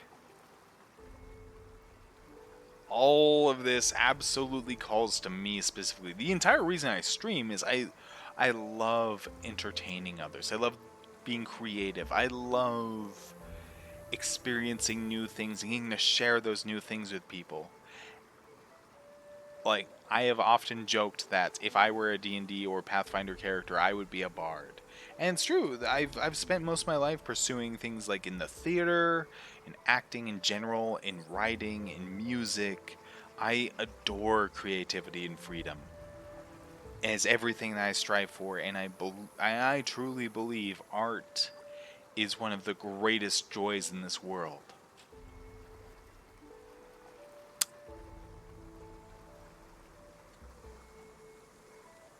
But Rin doesn't. You don't get the power, unfortunately. You don't get the power until you take your mystic level. Take this memory with you. Take this light. Take the knowledge of that tiny pebble struck by a moonbeam can be equal to any star. Take the understanding that you cannot fight evil with clever plans until you have conquered evil within your soul. Your soul cannot be cleansed of evil if it is not free. Take our song. Remember it, may it help you, but only when you are true to that which brought you beneath this sky. What just happened? For a second you were surrounded by light. We heard music, like the music of Elysium itself. I had a vision. It was Elysium and the Zada spoke to me. I swear it's a sign. A sign that Desna herself has turned her gaze on you. You helped us and protected Wallflower from the Inquisitors, even though it wasn't your responsibility. The goddess couldn't fail to acknowledge such a noble soul. We might be getting ahead of ourselves here. Many powerful entities in Elysium besides Desna. Of course, there must be a reason for it. I'm so glad we met you, friend. Not just because I'd be being tortured by the Inquisitors right now if we hadn't, but also because you helped me overcome my doubts. We'll always remember you, no matter what.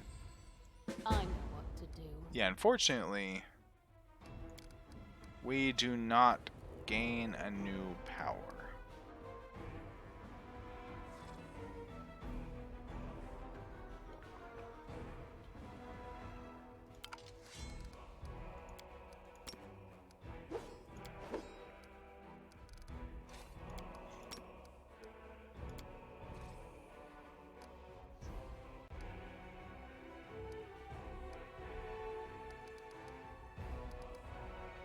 Yeah, we don't gain some new mythic power, unfortunately. We don't get to show it off. But I wanted to show the story. Oh, it's one of those things where that is a path I am super interested in for obvious reasons.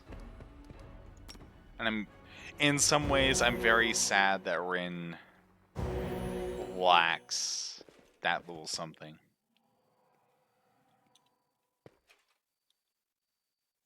But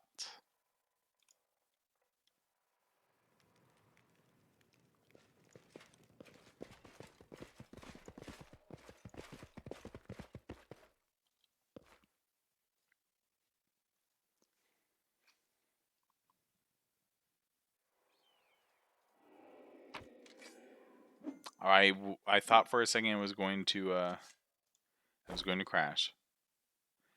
Oh man. The music's new. I did briefly get to see that with the alpha, but the music is brand new. In any case, we get a chance to... Uh-oh.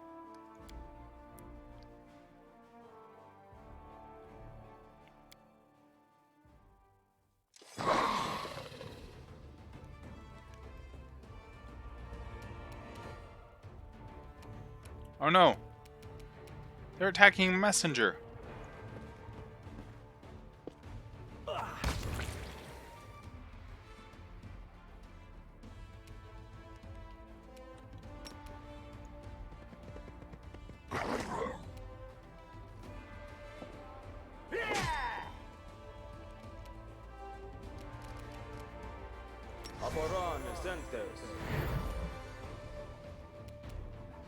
A calculated risk.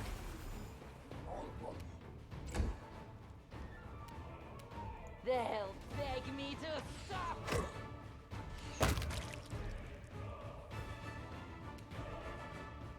Go for their hearts! The light, take you!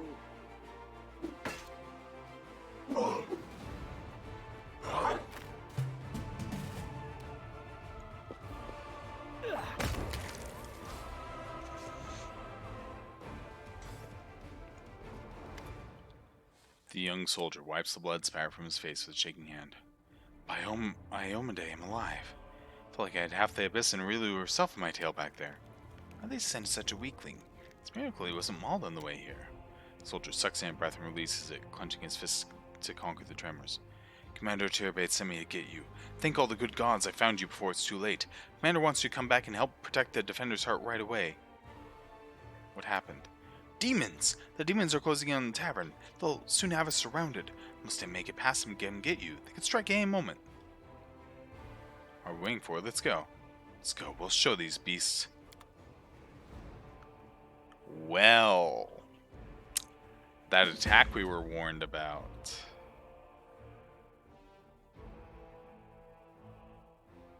is imminent.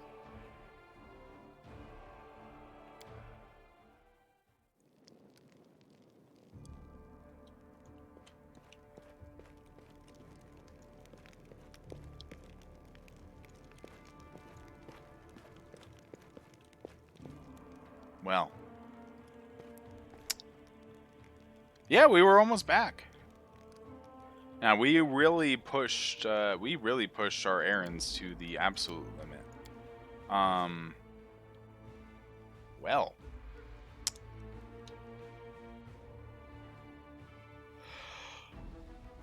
Well, that's actually an amazing place to leave off. And it's convenient because, you know, we hit, you know, I wanted to hit Defender's Heart and then, you know, go to bed. That's very convenient of a place to leave off. Well, it's good. So,